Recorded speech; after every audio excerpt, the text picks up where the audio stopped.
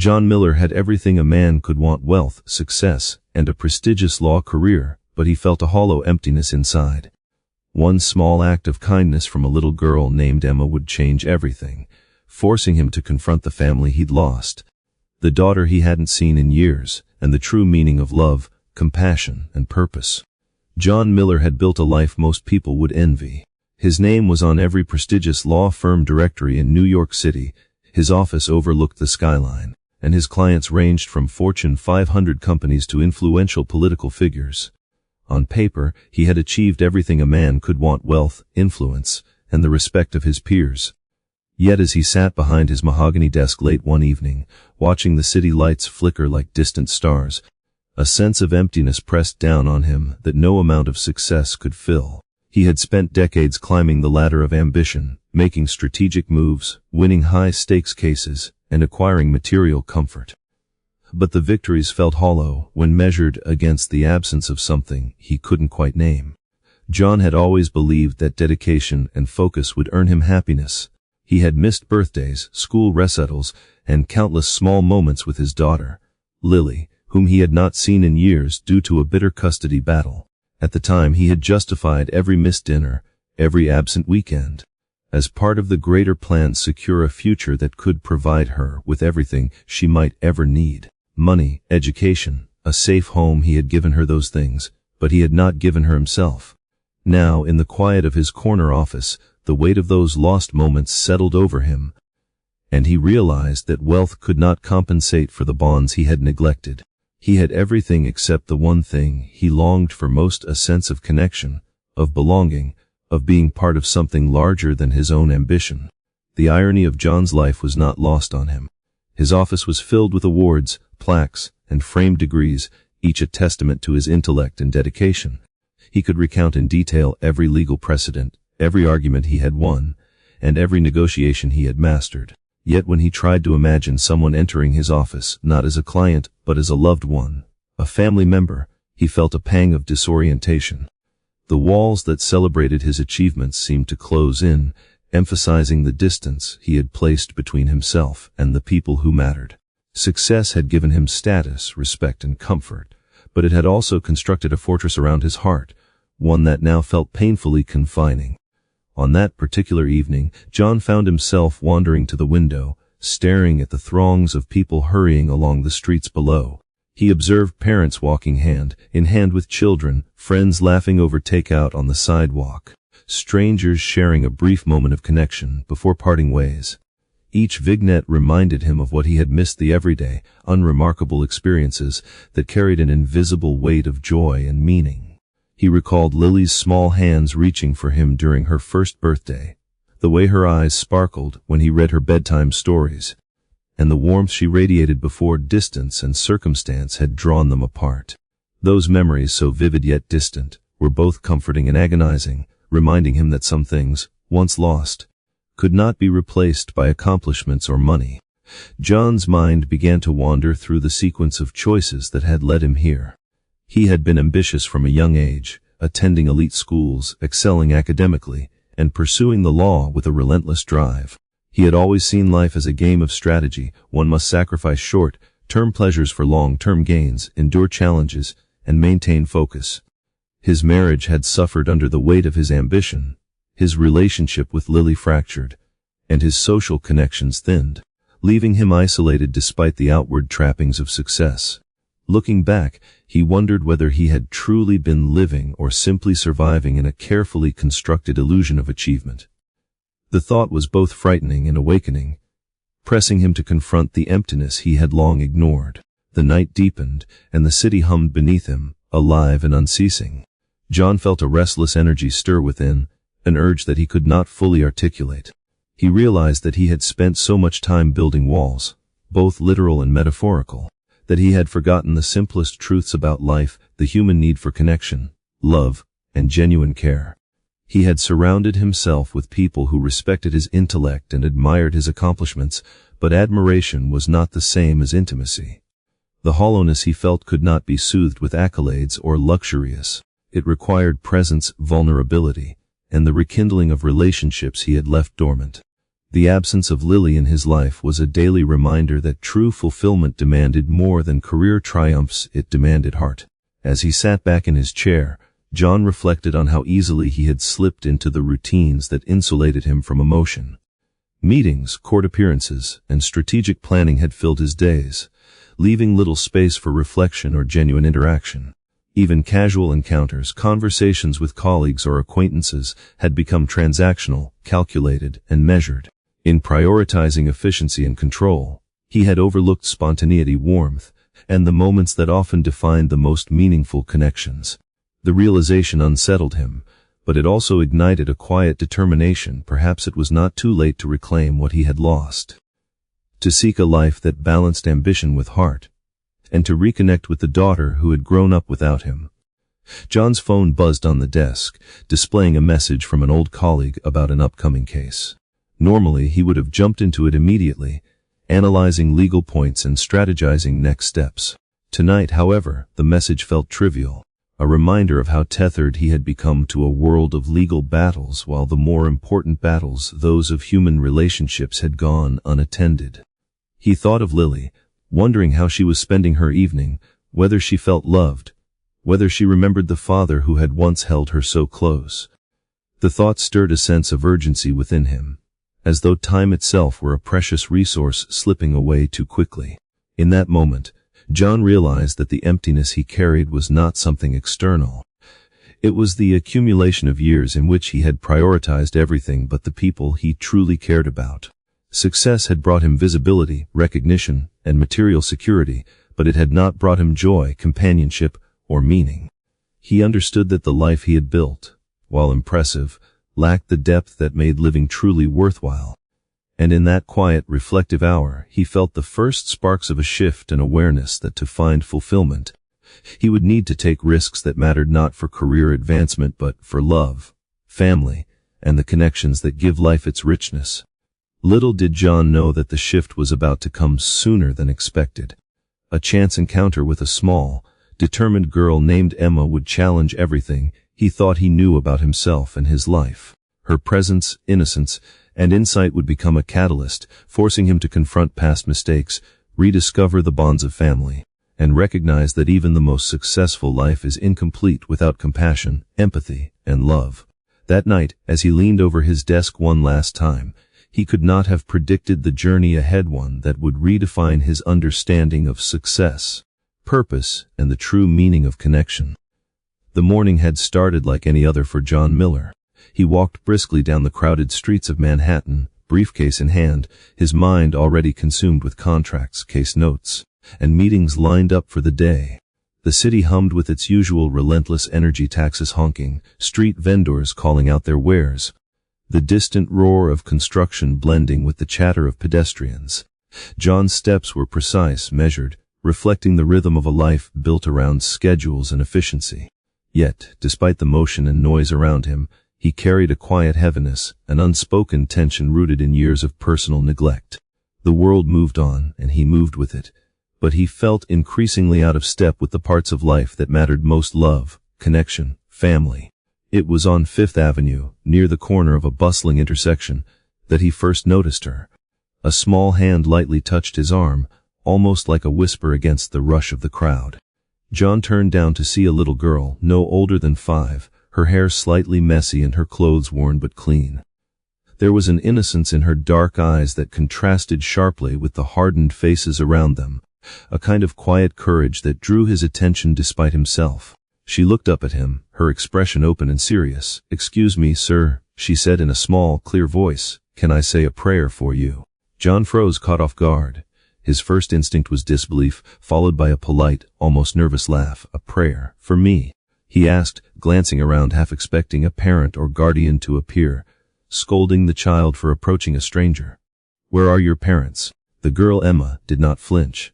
She simply closed her eyes and clasped her tiny hands together, her voice soft but unwavering. "Dear God," she began, "please help this man. He has been very sad and lost something important. Help him find what his heart has been searching for." The words struck John like a bolt of lightning. Something deep within him stirred memories he had long buried, emotions he had ignored. The mention of a lost heart, A longing he himself had felt for years was jarring in its accuracy. His chest tightened, his knees felt weak, and he instinctively leaned against a nearby lamppost for support. The prayer continued, and then she said a name that stopped him cold. Take care of Lily, whom he loves so much. Even though she is far away, she needs love and care. John's eyes widened and a rush of disbelief and wonder filled him. Lily. The name of his daughter, whom he had not seen in 5 years, a girl he had dreamed of and worried about every day since their separation. How could she possibly know? He whispered her name, barely audible. How do you know? The girl opened her eyes and smiled, a simple, innocent smile that carried a weight he could not explain. My grandmother always says that when you pray sincerely, the right words come out on their own. Your eyes are wet. John touched his cheeks, and indeed, tears were rolling down without his permission. He had not cried like this in years, not since the long, painful process of divorce and custody battles had taken its toll. For a fleeting moment, he felt a connection he had thought impossible, an understanding that transcended explanation, a bridge between his grief and the pure-hearted wisdom of a child. What's your name, little one? He asked, his voice trembling. Emma, she replied simply, but everyone calls me Emmy. She gestured down a narrow alley nearby. I live there with my grandmother, Margaret. She's not well, so I come here sometimes to pray for people who need help. John looked at the alley, a hidden pocket of the city he had never noticed despite walking these streets countless times. It was lined with small, modest homes tucked between towering commercial buildings, a world apart from the polished chaos of Manhattan's main avenues. Shouldn't you be in school? He asked, concerned. Emma shook her head. We don't have money for school supplies, she said quietly, but grandmother teaches me to read with old magazines our neighbor gives us. John felt a pang of something that bordered on guilt and awe. Here was this tiny child, barefoot and resilient, radiating a kind of calm and purity he had long forgotten existed. He felt an urge to protect her, to help her, and yet also a growing awareness that he was meeting someone who could teach him as much as he might teach her. Come with me, John said impulsively. I'll make sure you get home safely, and maybe I can help you and your grandmother a bit. Emma hesitated for a moment, then placed her small hand in his without fear. Grandmother will be happy, she said. She always says that good people appear when you need them most. As they walked together through the hidden community, John began to notice things he had never seen: the warmth of small gardens, the colorful but humble decorations, the way neighbors nodded to each other in passing. It was a microcosm of life that thrived quietly amid the concrete and glass of the city, a place that had been overlooked by most, including him. When they arrived at a small, faded blue house, a woman with gray hair appeared at the doorway. She looked to be in her 70s, but moved with a quiet energy and alertness. Her eyes locked onto John, and for a brief moment she seemed to see through him, past his wealth and status, into something more essential. Margaret, I brought a visitor, Emma said proudly. Margaret's gaze softened, and she whispered something to Emma before turning her attention to John. You must be John Miller, she said, her voice a mix of curiosity and warmth. Emma has told me about you. John blinked, unsure whether to laugh or be overwhelmed. The grandmother's recognition of him felt surreal. But there was no mistake, he was standing before someone who understood, in part, the man he had been and the life he had neglected. The encounter that day, brief as it might have seemed to a passerby, set in motion a series of events that John could never have anticipated. In the simple courage and empathy of a 5-year-old, he found a mirror of the love and connection he had lost with his own daughter. Emma's small act of prayer had cracked the armor he had spent decades building, reminding him that life's most important victories were not measured in wealth or accolades, but in human connection and care. By the time he left the alley and returned to the bustling streets of Manhattan, John's perspective had already begun to shift. The little girl and her grandmother had given him more than he could articulate: a hope, purpose, and a reminder that the world was full of unexpected moments of grace. For the first time in years, he felt a spark of something he thought he had lost forever, an emotional connection that could lead him back to his daughter and, ultimately, to himself. That morning, amidst the noise, the traffic, and the clamor of the city, John Miller understood that a single act of kindness could change the course of a life. After his unexpected encounter with Emma and her grandmother, John Miller couldn't shake the feeling that something profound had shifted within him. The little girl's words had pierced the armor he had spent decades constructing around his heart, leaving him with a mixture of wonder, fear, and a sense of urgency he hadn't experienced in years. Each step he took back to his office was accompanied by thoughts of Lily, his daughter, and the realization that his absence had created a void that nothing in his career could fill. He had long buried the longing to reconnect with her under layers of ambition and rationalizations, but now it surged forward like a tidal wave, undeniable and insistent. Once inside his sleek, high-rise office, John sat down at his desk and pulled open a drawer that contained memories more precious than any legal file. Among the neatly stacked documents and folders, he found a worn photo of Lily as a toddler, her bright eyes and curious smile frozen in time. He traced the edges with a trembling finger, remembering the mornings when she would reach for him before school, the way she clung to him during storms, and the countless small moments that had defined their early years together. Those moments were now years in the past, yet in Emma's innocent prayer and uncanny knowledge of his daughter, John felt as if the universe was offering him a chance to reclaim what he had lost. He began to piece together what Emma had said. How could a child he had never met know about Lily? There was no logical explanation. His mind raced through possibilities, each one more improbable than the last. Was it coincidence, intuition, or something more mysterious? And yet the details she had spoken, the name, the love, the longing resonated with an authenticity that no mere guesswork could achieve. It was as if Emma had reached into a hidden part of his life and pulled out the threads he had tried so hard to forget. The feeling was disorienting and humbling, forcing him to confront the depth of his own emotional neglect and the consequences of years spent prioritizing career over connection. Driven by a mixture of hope and apprehension, John decided to investigate further. He returned home and began searching through old emails, documents, and notes from his years as a lawyer, hoping to find anything that could tie Emma's words to reality.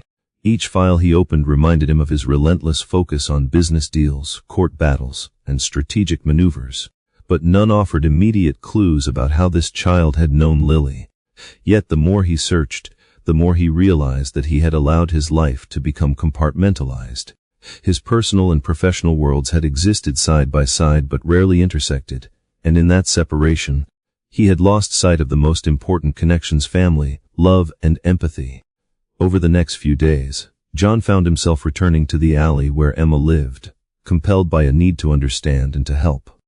He watched her move through her small neighborhood with confidence and care, helping her grandmother with daily tasks and tending to the few plants they had managed to grow in their modest courtyard.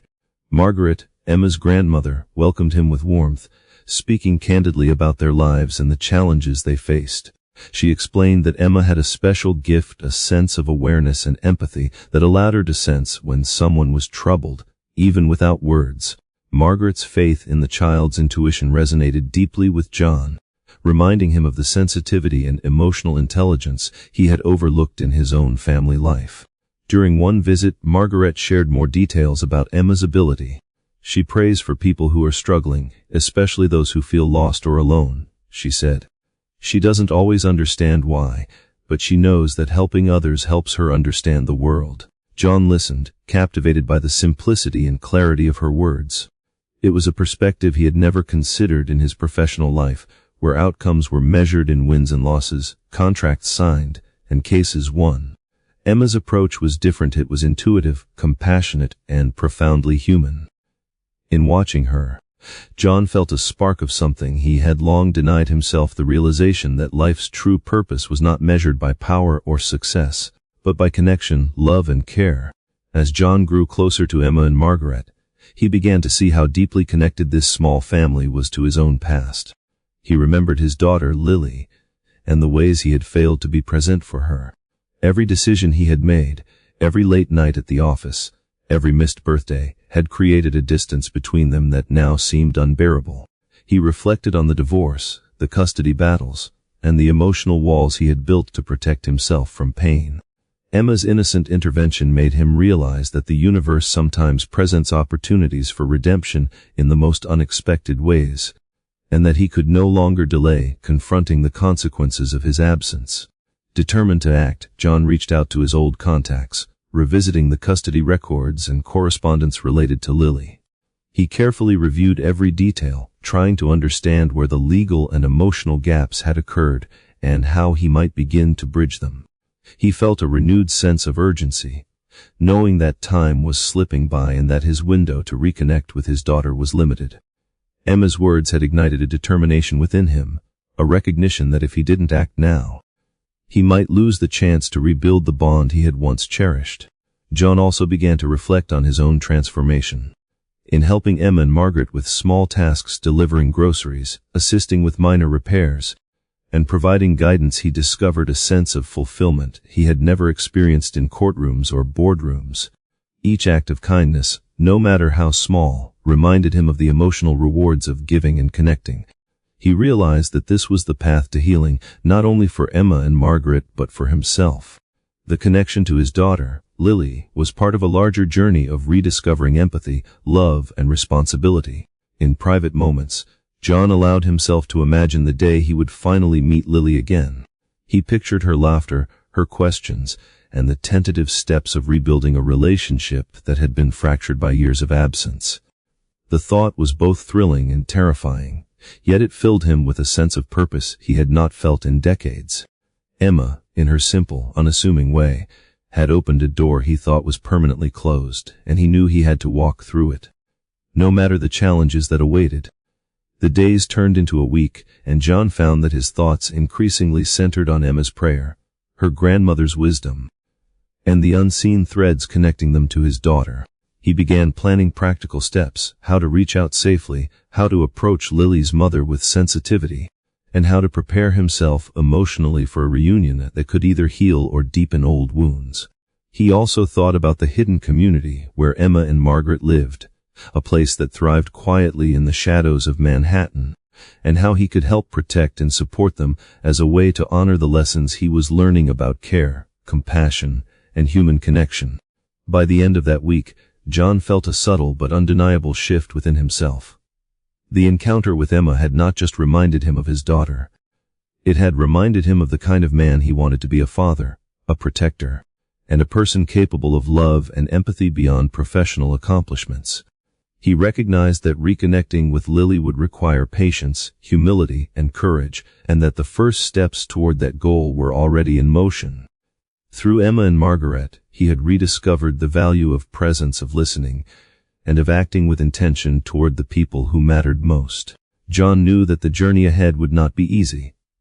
There would be legal, emotional, and logistical challenges to overcome. There would be moments of doubt, fear, and frustration.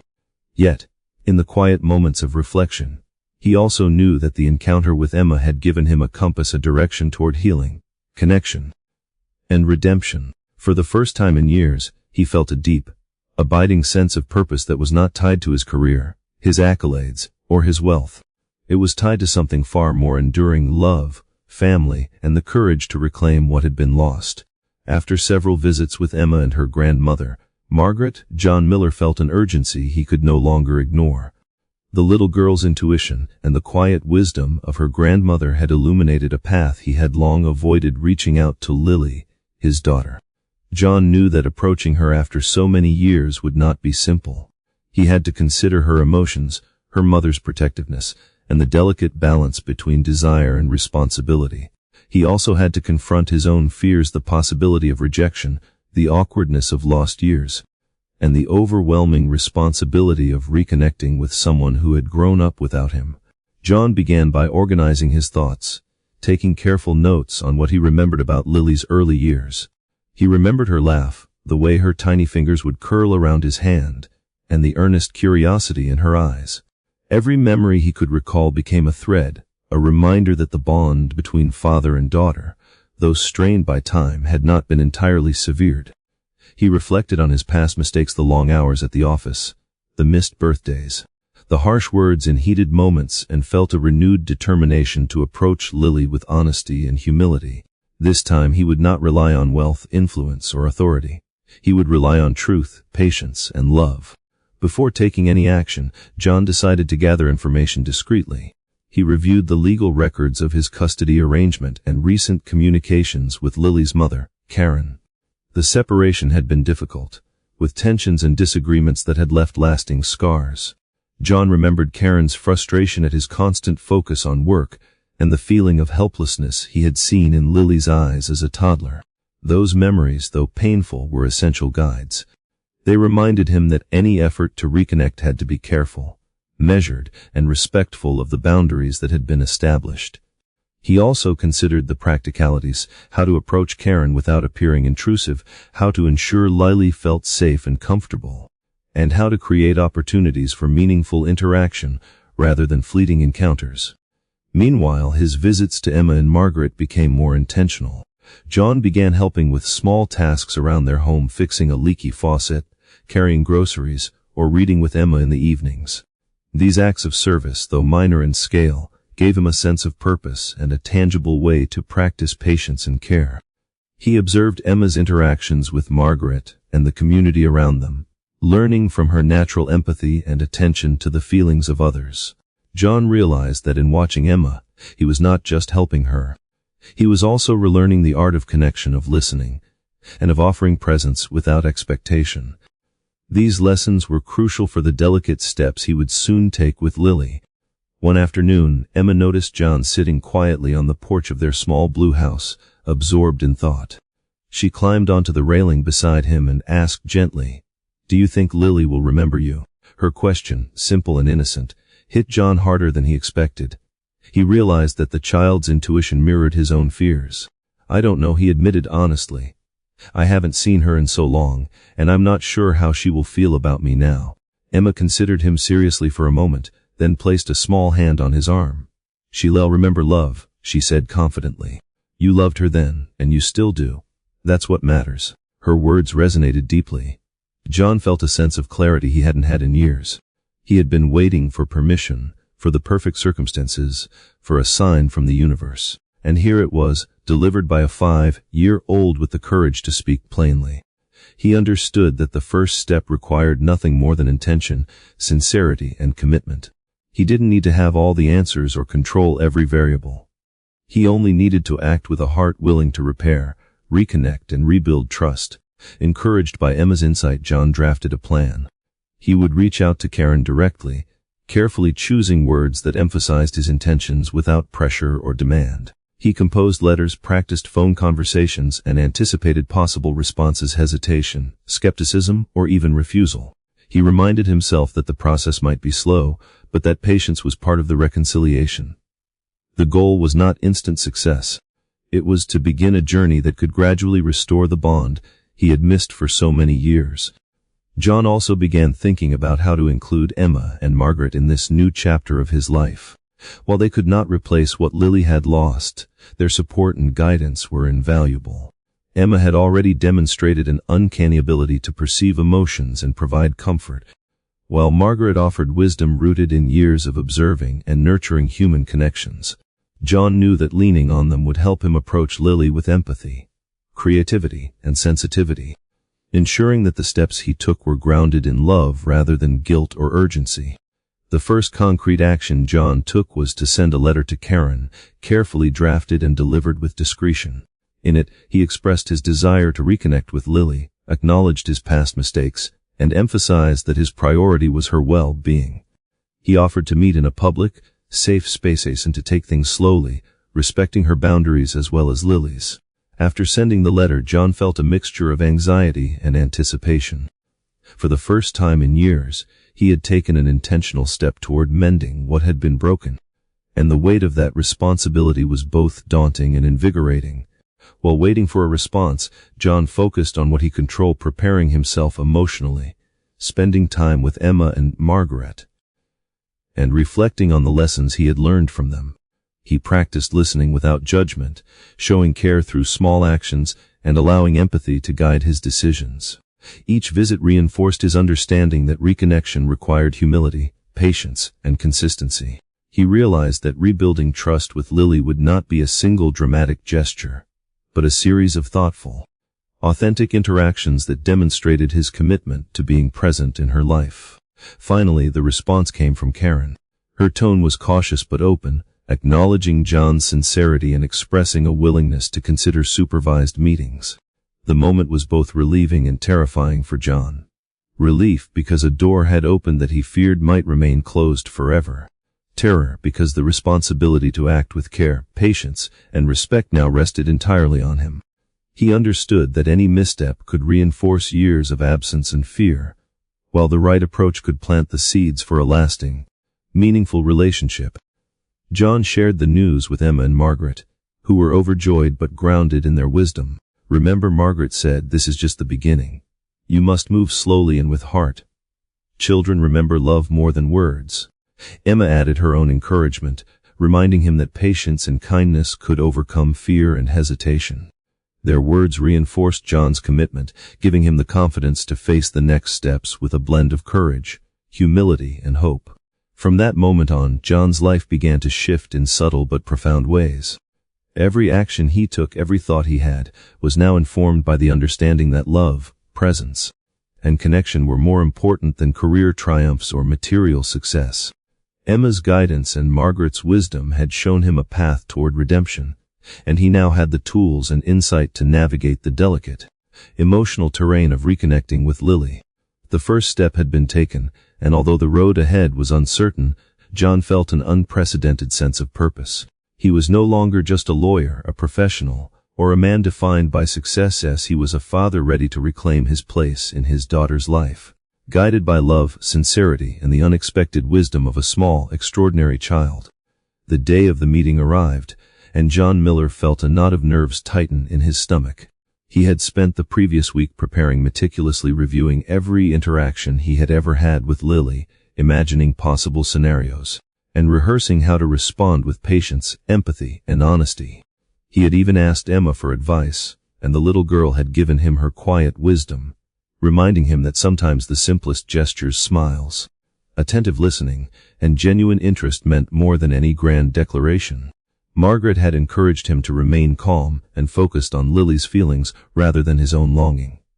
John arrived at the public park in Philadelphia an hour early.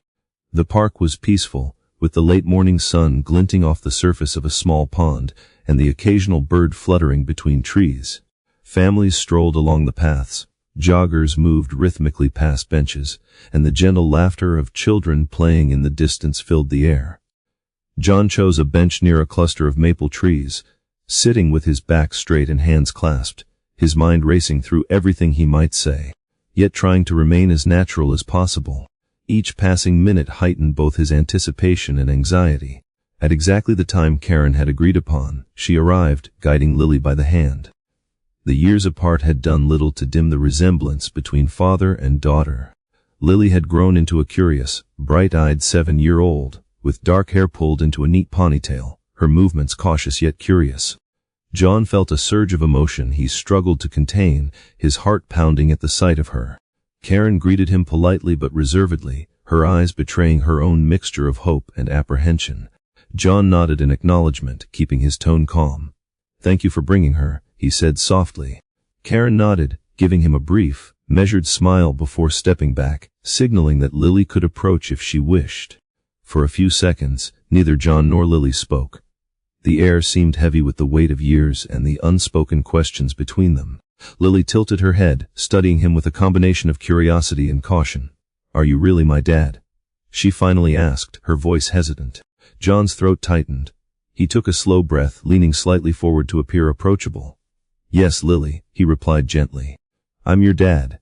I know it's been a long time and I'm so sorry for not being there, but I've missed you every single day." Lily considered his words carefully, her small hands fidgeting with the straps of her backpack. The innocence and directness of a child's perception were both humbling and intimidating for John.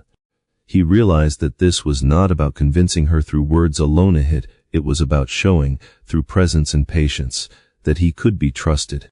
"I remember you," she said quietly, "a little. When I was really tiny." John's chest tightened further.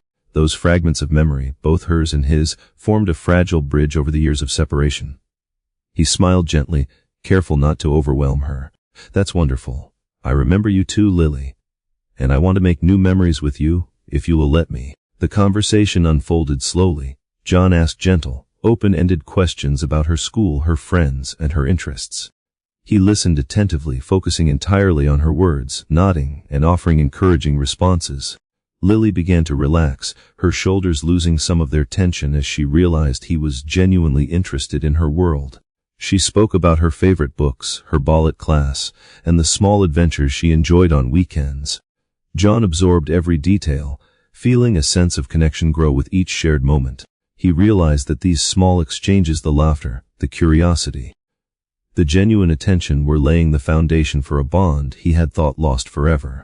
As they continued walking along the path, John found himself sharing small stories from her early years, careful to avoid overwhelming her with guilt or regret. He recounted bedtime stories, the songs he used to hum softly in her room, and the little games they had played together. Lily listened intently, occasionally smiling, sometimes laughing quietly, and sometimes pausing with thoughtful expressions. John sensed that trust was beginning to form, fragile yet present, and he understood that rebuilding their relationship would be a gradual process, requiring both patience and consistency. Karen observed from a respectful distance, occasionally nodding at the exchange, her own tension easing as she witnessed the sincerity in John's actions. She had long feared that introducing him back into Lily's life could confuse or distress her daughter, but seeing John's patience, humility, and genuine care reassured her. She had arranged the meeting in a public, safe space for precisely this reason, and now she could witness firsthand the possibility of healing. John suggested small activities to make the encounter more comfortable. He pulled out a notepad and a set of colored pencils he had brought, offering to draw with her. Lily's eyes lit up, and she eagerly joined him.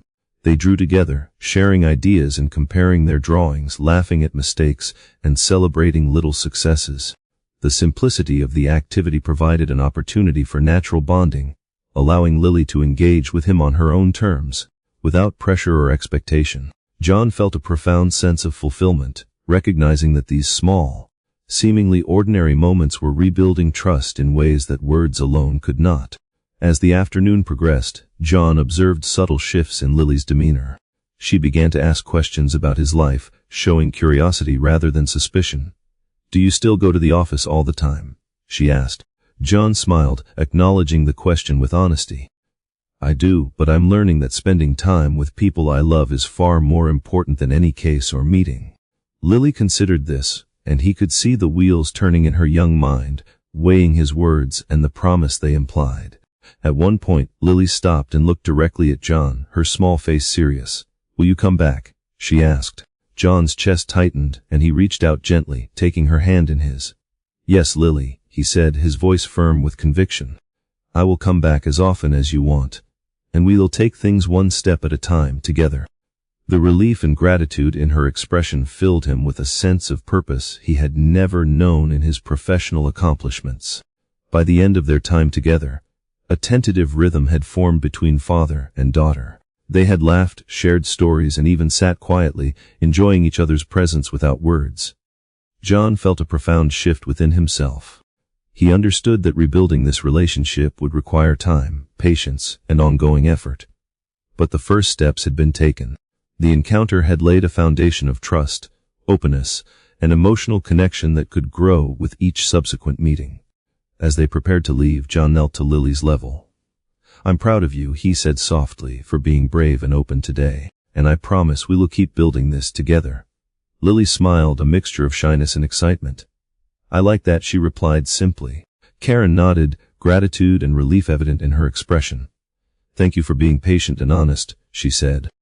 John inclined his head, aware that this meeting was only the beginning of a long journey, but feeling stronger and more determined than ever. Walking away from the park, John felt a lightness he had not experienced in years.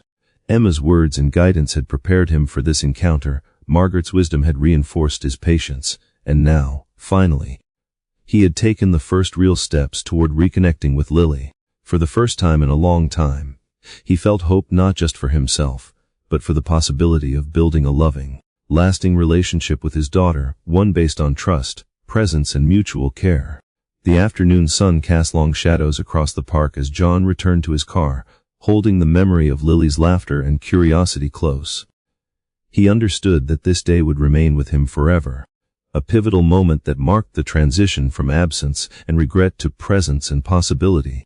And as he drove back toward Manhattan, he resolved that no matter the challenges ahead, he would continue to show up, patiently, lovingly, and consistently, ready to rebuild what had once been lost.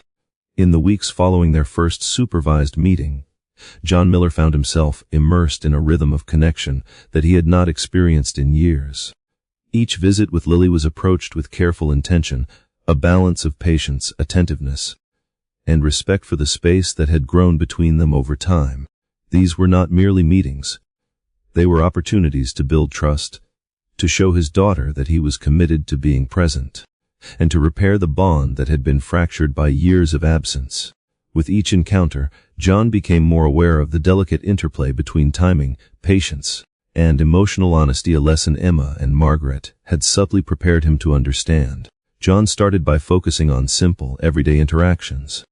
They would go for walks in the park, feed the ducks by the pond, or sit on a bench and talk about the books Lily was reading.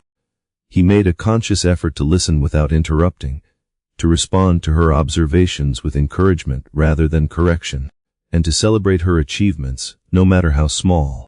He began to understand that these seemingly mundane moments were building blocks for the larger connection he desired. Lily, for her part, started to relax around him, offering smiles, questions, and occasional laughter that reached her eyes and reassured John that progress was being made. Parallel to his interactions with Lily, John maintained his relationship with Emma and Margaret. He had come to rely on Emma's intuitive sense of people and Margaret's measured wisdom. Emma often offered subtle guidance, suggesting when it might be the right moment to ask Lily a question or when to simply share a story from his own childhood. Margaret provided perspective, reminding John to prioritize patience and to avoid rushing the process for his own desire. The two of them became his anchor, a steady presence that kept him grounded and helped him approach each visit with Lily thoughtfully and deliberately. As John's bond with Lily began to strengthen, he started introducing shared activities that encouraged collaboration and connection. They built small projects together, a miniature garden for Lily's backyard, a scrapbook of memories, and even a few simple cooking experiments in the kitchen. Each activity offered a platform for communication, problem-solving, and mutual trust. John discovered that Lily responded not only to his words, but to the quality of time he spent with her, the attention he paid to her ideas, and the way he valued her input. Through these shared moments, he was learning that parenting was less about control or instruction and more about presence, understanding, and respect. Emma, too, became a consistent part of the process. She and Lily quickly developed a natural rapport, drawn together by curiosity and a shared sense of playfulness.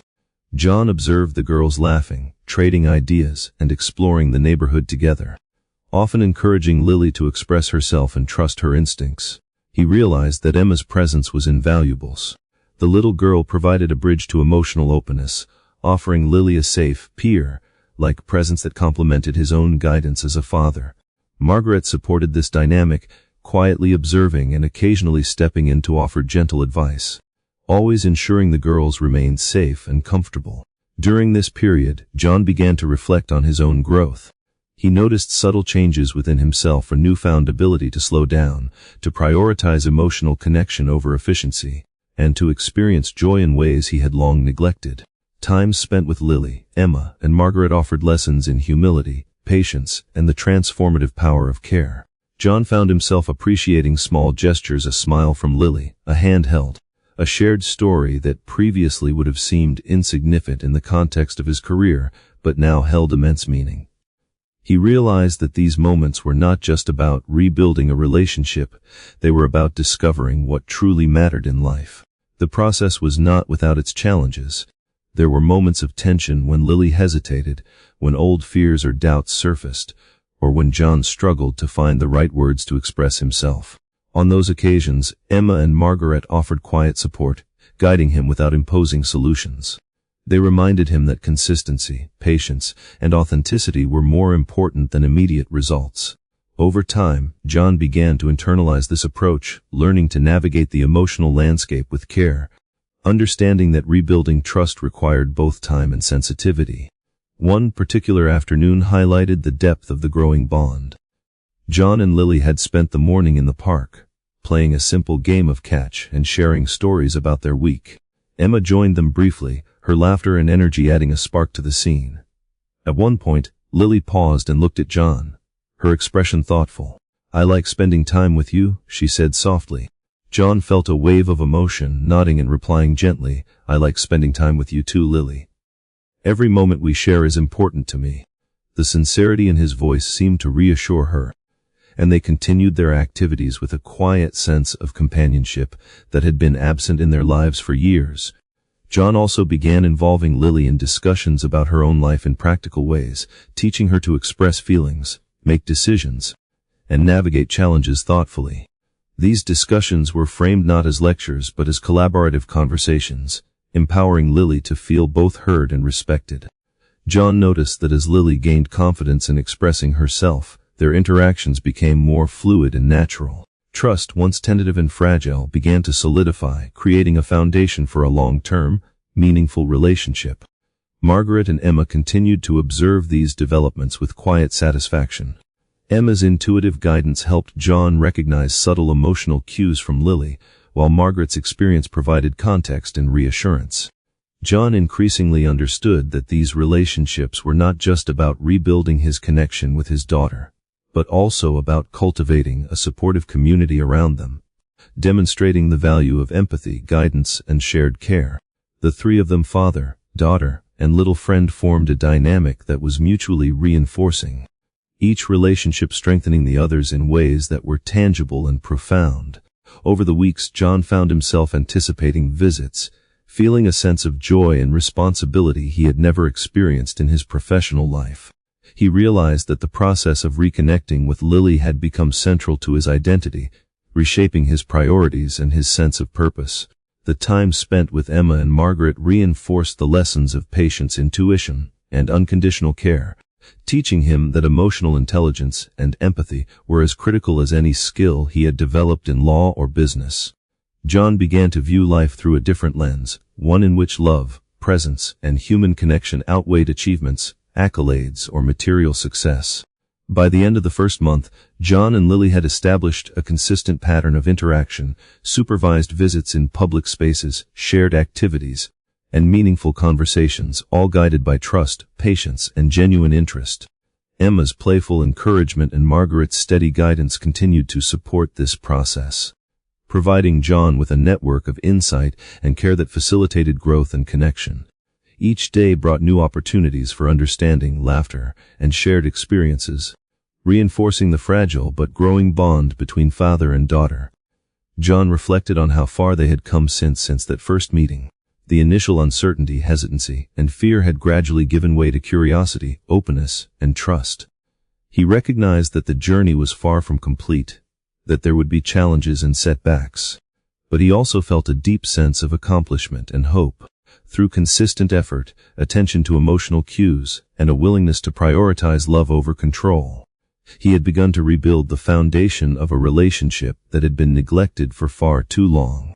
The presence of Emma and Margaret had been instrumental, providing guidance, perspective, and a model for genuine, empathetic care. By the time they parted one afternoon, John felt a sense of fulfillment that had little to do with professional success or material wealth. The laughter, questions, and shared experiences with Lily, Emma, and Margaret had transformed his understanding of family, responsibility, and purpose. He knew that the path ahead would require continued patience, dedication, and emotional honesty. But he also knew that they had established a foundation strong enough to support growth, healing, and lasting connection. For the first time in many years, John Miller felt that he was not just living, but truly present, and that the relationships he was nurturing could provide the fulfillment and meaning he had long sought. As John Miller settled into a more consistent routine with Lily, Emma, and Margaret, he began to learn more about the neighborhood in which Emma and her grandmother lived. It was a small enclave tucked between the towering skyscrapers of Manhattan, a hidden pocket of the city that had maintained its character despite the encroaching influence of urban development. The streets were narrow, lined with aging brownstones and small gardens lovingly tended by residents. For years, the community had thrived quietly, supporting one another in ways invisible to the bustling metropolis around them. But now, John discovered that quiet stability was under threat. A new development project had been approved by the city to transform several blocks of older buildings into luxury apartments and commercial spaces. While this promised economic growth for some, it threatened to displace families who had lived there for generations. Emma and Margaret were among the residents who could be affected, and the news of potential eviction weighed heavily on them. Margaret had shared stories of neighbors who had been forced to move without sufficient compensation, of the heartbreak that came with leaving behind homes full of memories. Emma, in her childlike way, expressed concern with quiet seriousness, asking John if there was a way to help the people she loved.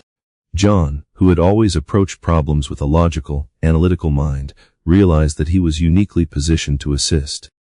His background in law and advocacy gave him tools that could protect the community's rights, but he also understood the emotional stakes involved. This was not a simple legal challenge. It was a matter of preserving lives, histories, and the sense of belonging that residents had nurtured for decades.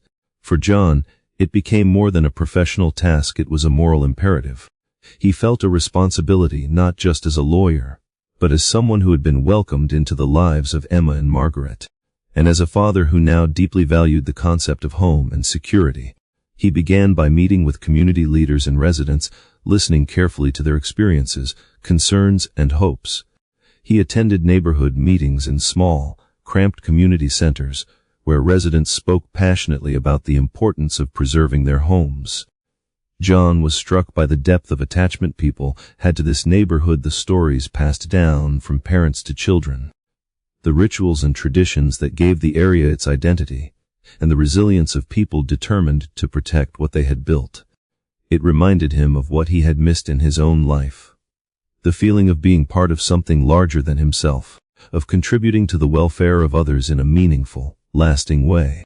Drawing on his legal expertise, John began reviewing the details of the development project. He examined zoning laws, property records, and city council approvals, searching for avenues that could protect the residents' rights.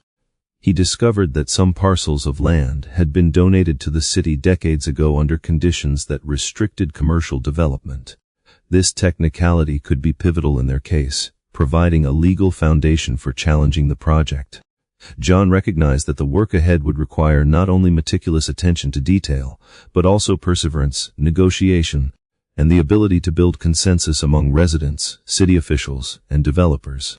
He organized workshops for the community, teaching them about their legal rights and how to document evidence of long-term residency and contributions to the neighborhood. John encouraged residents to collect photographs, letters, and testimonies that demonstrated their connection to their homes. He explained the importance of strategy, persistence, and clear communication in advocacy. For many residents, this was unfamiliar territory, and John approached it with patience, guiding them step by step. Emma, observing these efforts, often offered small insights in her own perceptive way, reminding John that compassion and encouragement were as critical as legal arguments in building confidence and resilience. As John became more involved, he also had to navigate complex emotions. Some neighbors were skeptical of his intentions, wary of promises and assistance from someone connected to the professional and affluent world they had long felt excluded from. John understood that trust could not be demanded, it had to be earned through consistency, transparency, and demonstrated commitment. He spent hours visiting families individually, listening to their stories, answering questions, and offering guidance. Each encounter deepened his understanding of the community's strength and vulnerability, reinforcing his determination to protect them from displacement. John also coordinated with city officials and legal experts, building a coalition to challenge the development project through lawful means. He filed petitions, attended hearings, and presented compelling evidence that underscored the residents' rights and the social importance of preserving the neighborhood. The process was arduous, filled with bureaucratic obstacles, deadlines, and moments of doubt. Yet each small victory, a favorable ruling, an acknowledgement from a council member, or a resident's renewed confidence propelled him forward. He realized that this work was more than legal advocacy. It was a tangible expression of care, empathy, and the values he was beginning to prioritize in his personal life as well. Through it all, his relationship with Lily grew stronger. He often brought her to the neighborhood during non-confrontational moments, allowing her to meet residents, observe the community's spirit, and understand the importance of standing up for what is right. Lily's curiosity and enthusiasm added energy to the effort, and her presence reminded John of the generational significance of protecting homes and legacies. Emma's guidance continued to influence John, teaching him the subtle balance of assertiveness and compassion, and Margaret's steady counsel grounded him in ethics, patience, and perspective. The weeks turned into months, and John's commitment began to yield results. Residents felt empowered by the knowledge and strategies he shared, attending hearings confidently and presenting their cases with dignity. Developers and city officials started to acknowledge the legitimacy of the residents' claims, and the project faced delays, revaluations, and the possibility of significant modification. John knew the battle was far from over, but the progress was undeniable, and it inspired a renewed sense of purpose in him. He understood that protecting the community was not only about winning a legal dispute, but also about fostering hope, resilience, and unity among people who had long feared losing what mattered most. As John reflected on this journey, he recognized a profound transformation within himself. He had entered the neighborhood as a lawyer seeking to apply his skills, but he was now fully immersed as a member of the community, a guardian of its stories, and an advocate for its residents' dignity.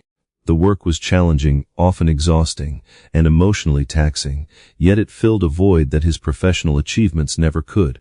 He realized that true fulfillment came from acting in alignment with values, nurturing relationships, and contributing meaningfully to the lives of others.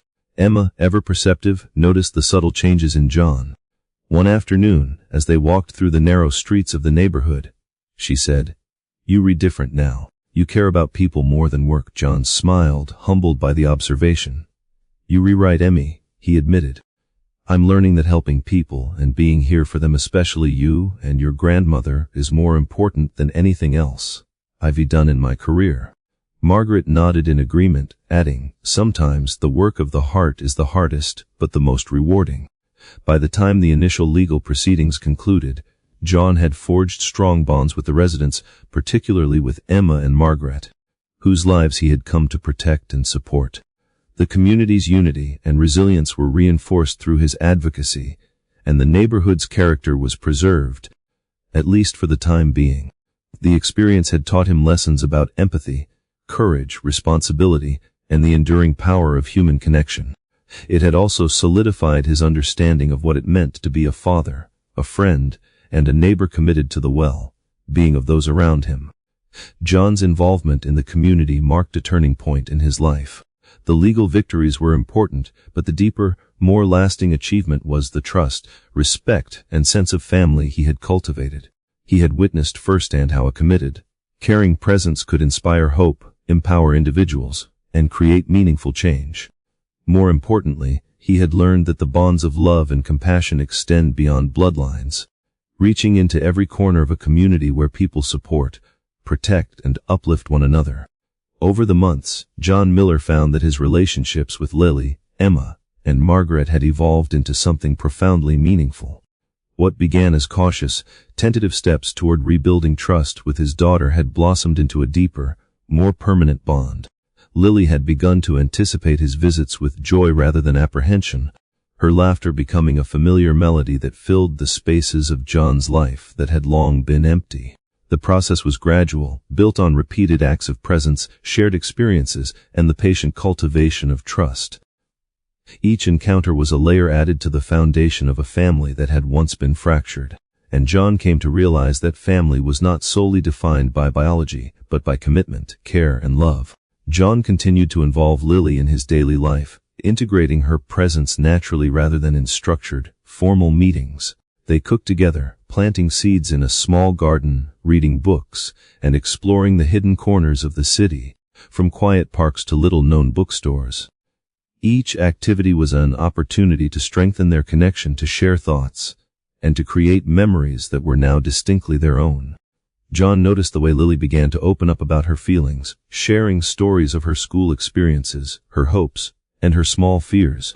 The process of listening, acknowledging, and responding with empathy allowed him to rebuild trust in a tangible, lasting way. Emma's presence continued to be invaluable in this period of growth. She had become a steady companion for Lily, a source of both fun and emotional support. John watched the two girls interact with a mixture of amazement and gratitude, recognizing how Emma's natural empathy and playful curiosity complemented his own efforts as a father. The bond between the girls allowed Lily to feel safe and engaged, and it reminded John that family could be constructed through shared care, trust, and mutual support. Emma had, in her innocent but profound way, become an essential part of the family he was forming, bridging the gap between his daughter's past experiences and the present. Margaret remained a cornerstone of the dynamic, offering guidance and wisdom that John had come to rely on. Her perspective helped him navigate difficult moments, particularly when old tensions with Lily's mother, Karen, occasionally resurfaced. Margaret's steady presence reinforced the values of patience, compassion, and long-term thinking. She reminded John that building a chosen family required consistent effort and emotional intelligence, and her guidance helped him approach each challenge with clarity and humility. Together, the four of them created a rhythm that balanced structure with spontaneity, care with freedom, and love with responsibility. As John's relationship with Lily deepened, he also began to share more of himself. He recounted stories from his own childhood, memories of mistakes and successes, and reflections on lessons learned over the years. This vulnerability allowed Lily to see him as a person, not just a parent, and it encouraged reciprocal openness. They discussed dreams, fears, and the nature of relationships, fostering a dialogue that went beyond superficial conversation. Lily's perspective, in turn, offered John insights into resilience, curiosity, and emotional intelligence of a child growing up in the modern world. Their conversations became a channel through which both could learn, grow, and understand each other more fully. John's involvement in the neighborhood also continued, further intertwining his family life with community engagement. He spent weekends helping residents with small projects, organizing neighborhood events, and advocating for communal interests. Lily and Emma joined him whenever possible, participating in cleanups, planting gardens, and attending local meetings. Through these shared experiences, John taught his daughter values of empathy, responsibility, and civic engagement, demonstrating that love and care extended beyond the walls of a single home. The community, in turn, became an extension of their chosen family, reinforcing bonds of trust and shared purpose. One afternoon, after a morning spent planting flowers along a sidewalk, John, Lily, and Emma sat together under the shade of a large oak tree. Margaret joined them shortly after, carrying a basket of fresh fruit and lemonade. The four of them shared a quiet moment, laughing at small jokes, recounting amusing incidents from the week, and discussing plans for the coming days. John reflected on how far they had come from strangers connected by circumstance to a network of trust, affection, and mutual reliance. In that moment, he understood that family was not simply inherited, but created through intention, presence, and care. John also began coordinating with Karen to gradually expand Lily's time with him, ensuring that every step was measured, respectful, and in her best interest. Each conversation with Karen was approached with patience, acknowledging past difficulties while emphasizing John's commitment to Lily's well-being. The cooperation between them was tentative at first, but over time it became a steady partnership focused on creating a supportive environment for Lily. This careful collaboration reinforced the notion that rebuilding trust required not only consistent effort with Lily, but also responsible communication with the adults in her life. As the months progressed, the chosen family of John, Lily, Emma, and Margaret faced challenges together: disagreements, misunderstandings, and occasional emotional setbacks, but they also celebrated triumphs, birthdays, holidays, academic achievements, and simple victories like completing a garden project or finishing a book. Each success reinforced their sense of cohesion and demonstrated that family bonds could be strengthened through shared experiences and collective effort. John's professional skills, Emma's intuitive guidance, Lily's curiosity, and Margaret's wisdom formed a complementary mix, creating a resilient, adaptable, and deeply connected family unit. John noticed a profound change in himself during this period. Where once he had measured life by career achievements, financial success, and public recognition, he now measured it by the strength of relationships, the depth of shared experiences, and the emotional well-being of those he loved. Time spent with Lily, Emma, and Margaret had transformed him from a man focused primarily on ambition into a father, friend, and community member committed to nurturing meaningful connections. This shift brought with it a sense of fulfillment that he had never experienced in his years of professional success, a contentment rooted in love, presence, and shared purpose. One evening, after a long day of gardening and storytelling, the four of them sat on the porch, watching the city lights twinkle in the distance. Lily leaned against John, Emma nestled beside her, and Margaret sipped tea quietly, observing the scene with satisfaction. John reflected on the journey that had brought them here, the chance encounter with Emma, the cautious first meetings with Lily, the advocacy for the neighborhood, and the gradual weaving together of lives once separated by circumstance. Each step had been deliberate, patient, and guided by care, resulting in a family forged not solely by blood, but by intention, trust, and shared love. John understood that the journey was ongoing. There would be more challenges, more difficult conversations, and moments of uncertainty. But the foundation they had built was strong. Through deliberate effort, empathy, and consistent presence, he had helped create a family network that would endure. Lily's laughter, Emma's insight, and Margaret's wisdom had become central to his life, shaping his understanding of responsibility, care, and the true meaning of family. He had learned that love could be cultivated, trust could be rebuilt, and bonds could be strengthened through patience, sincerity, and shared experience. As the night descended over the city, John felt a profound sense of gratitude. He realized that he had been given a second chance, not just to be a better father, but to participate in the creation of a chosen family that reflected the values he now held dear. The warmth, laughter, and trust shared among Lily, Emma, Margaret, and himself were more valuable than any professional achievement, more enduring than any material success. In this chosen family, John found purpose, fulfillment, and an emotional richness that had long eluded him. It was a reminder that life's most meaningful victories were not won in courtrooms or boardrooms, but in the hearts of those we love and choose to care for deeply. As Lily settled more comfortably into her renewed relationship with John, challenges naturally began to emerge in her school life. The first weeks back with him were filled with joy, shared activities, and a deepening bond. But John knew that Lily was navigating not only the complexities of reconnecting with a father she barely remembered, but also the everyday difficulties of growing up. She faced the pressures of schoolwork, social dynamics, and the subtle challenges that children encounter when forming and maintaining friendships. John realized that his role extended beyond that of a parent reconnecting with a child. It was also about guiding her through the world she inhabited, providing support and helping her develop resilience and confidence. John began by creating an open dialogue with Lily about her day-to-day experiences at school. Each evening, after homework and a shared dinner, he would ask about her classes, teachers, and friends, encouraging her to share both successes and frustrations. Initially, Lily's answers were brief, hesitant, reflecting the caution she had learned from years of distance and protective instincts. John listened patiently, emphasizing that she could speak freely without fear of judgment.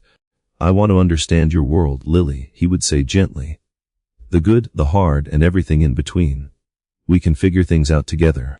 Over time, Lily began to open up more, recounting stories of her interactions with classmates and the challenges she faced in group projects, playground disagreements, and classroom expectations. One recurring issue Lily faced was difficulty asserting herself among peers. She was bright and creative, but her natural shyness often made her reluctant to speak up or express her opinions. John noticed that this hesitancy sometimes led to frustration or even exclusion, as more assertive children dominated group activities. Rather than offering quick solutions or telling her what to do, John guided her in developing strategies to navigate these situations independently. They role-played scenarios together, practicing polite ways to express her ideas, respond to teasing, or request support when needed. Through these exercises, John helped Lily build confidence in her voice, showing her that she had the right to be heard and that her thoughts and feelings were valid. In addition to navigating social dynamics, John supported Lily in managing her academic responsibilities. He noticed that she sometimes struggled with time management and organization, common challenges for a child balancing schoolwork and extracurricular activities. Together, They developed a system for tracking assignments, planning study sessions, and breaking larger tasks into manageable steps. John approached this with patience, avoiding criticism and instead framing organization as a tool for empowerment. When you can see what needs to be done and make a plan, he explained, you'll feel more in control, and it will be easier to focus on the things that matter most to you. Lily responded positively to this approach, finding both structure and reassurance in the guidance he provided. John also focused on helping Lily navigate the emotional aspects of school life. Children often encounter moments of disappointment, exclusion, or conflict, and John wanted to equip her with the tools to handle these experiences with resilience and empathy. They discussed strategies for managing feelings of anger, sadness, or jealousy, and he emphasized the importance of understanding the perspectives of others while maintaining personal boundaries. Through these conversations, Lily learned that it was possible to balance kindness with assertiveness, compassion with self-respect. John encouraged her to express her emotions honestly, helping her recognize that feelings were valid and could be managed constructively rather than suppressed. Friendships, in particular, were a focal point for John's guidance. Lily had a few close friends but occasionally encountered tension and misunderstandings that left her feeling uncertain.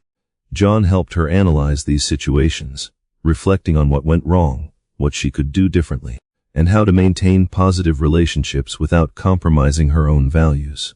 He used real-life examples, including lessons from his own childhood and the experiences of Emma and Margaret, to illustrate the importance of trust, communication, and mutual respect in friendships. Lily began applying these lessons, learning to navigate disagreements calmly and to cultivate relationships built on understanding and support rather than competition or fear.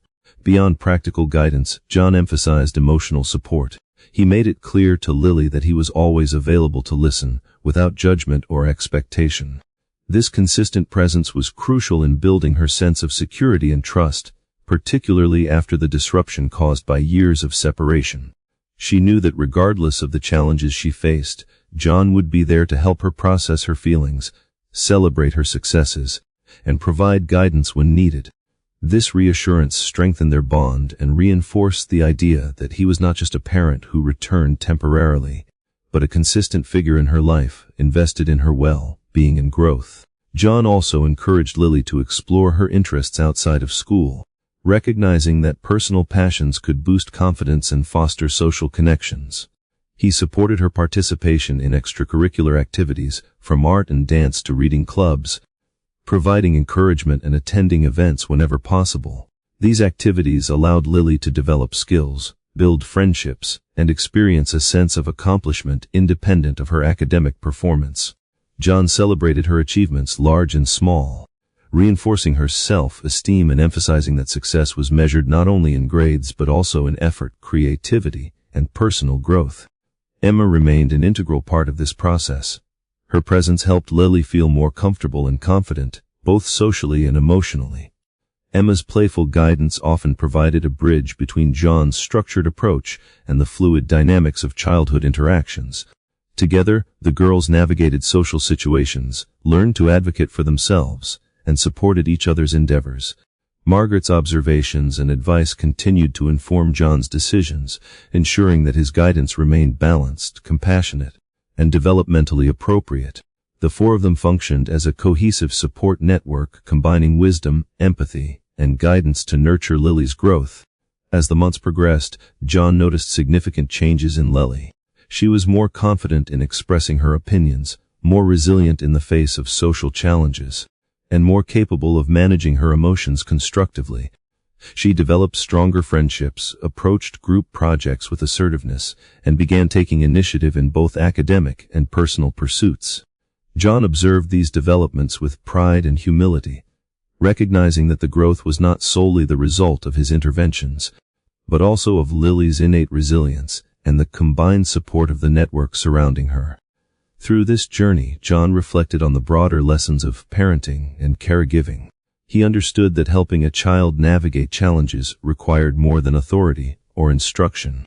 It demanded patience, empathy, and active listening. By empowering Lily to think critically, express herself, and manage her emotions, He was helping her develop life skills that would serve her far beyond the confines of school. The experience reinforced his belief that nurturing a child required both guidance and freedom, structure and flexibility, love and respect. John's efforts to support Lily academically, socially and emotionally strengthened their bond and deepened their mutual trust. It also reinforced the broader connections within their chosen family.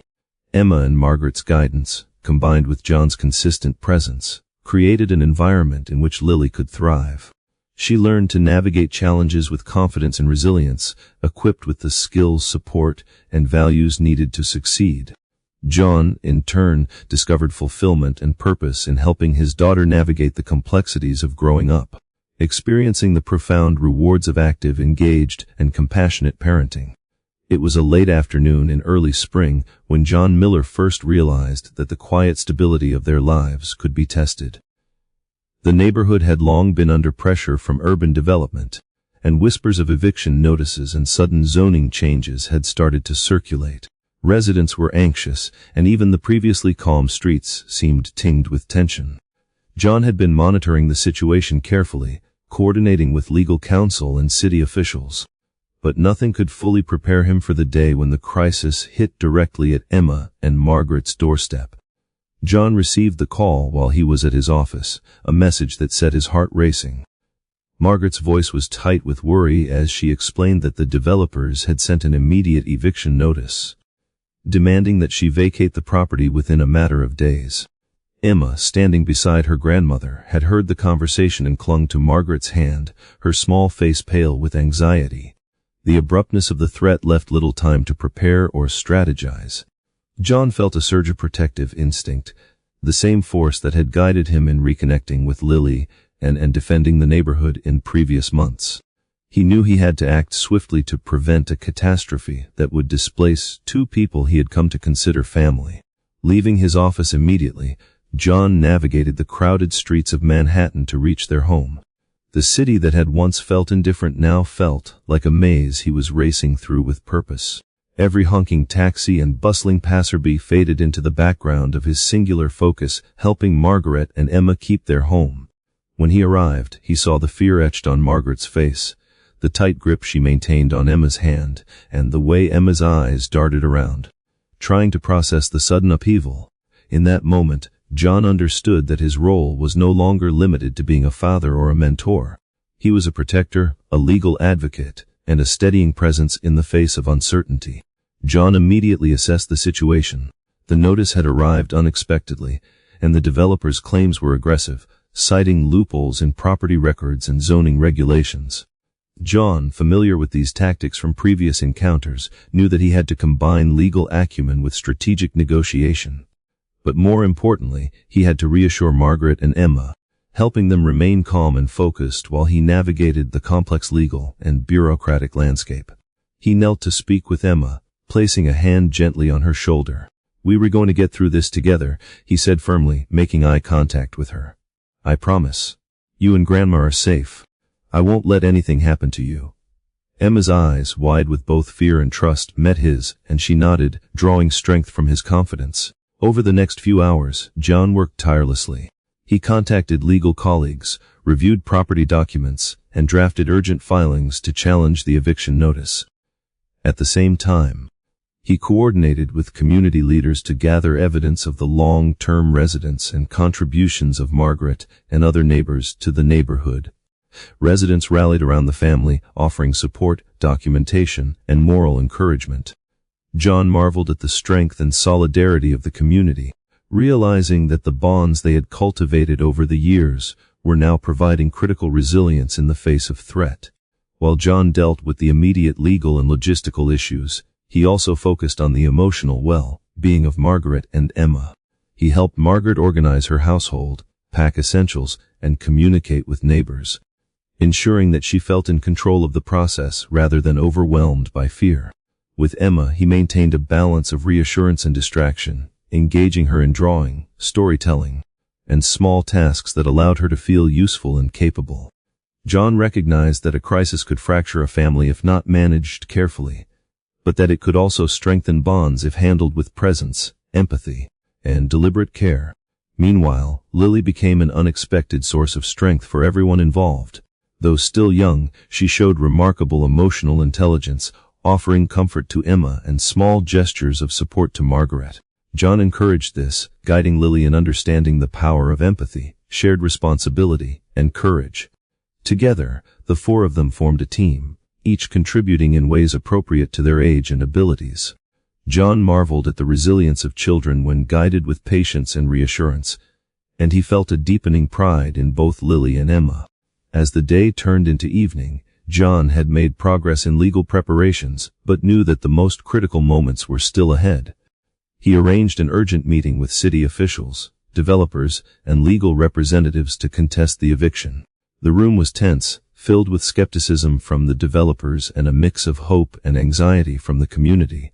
John spoke calmly and clearly, presenting evidence of long-term occupancy, historical property restrictions, and the social value of preserving the neighborhood.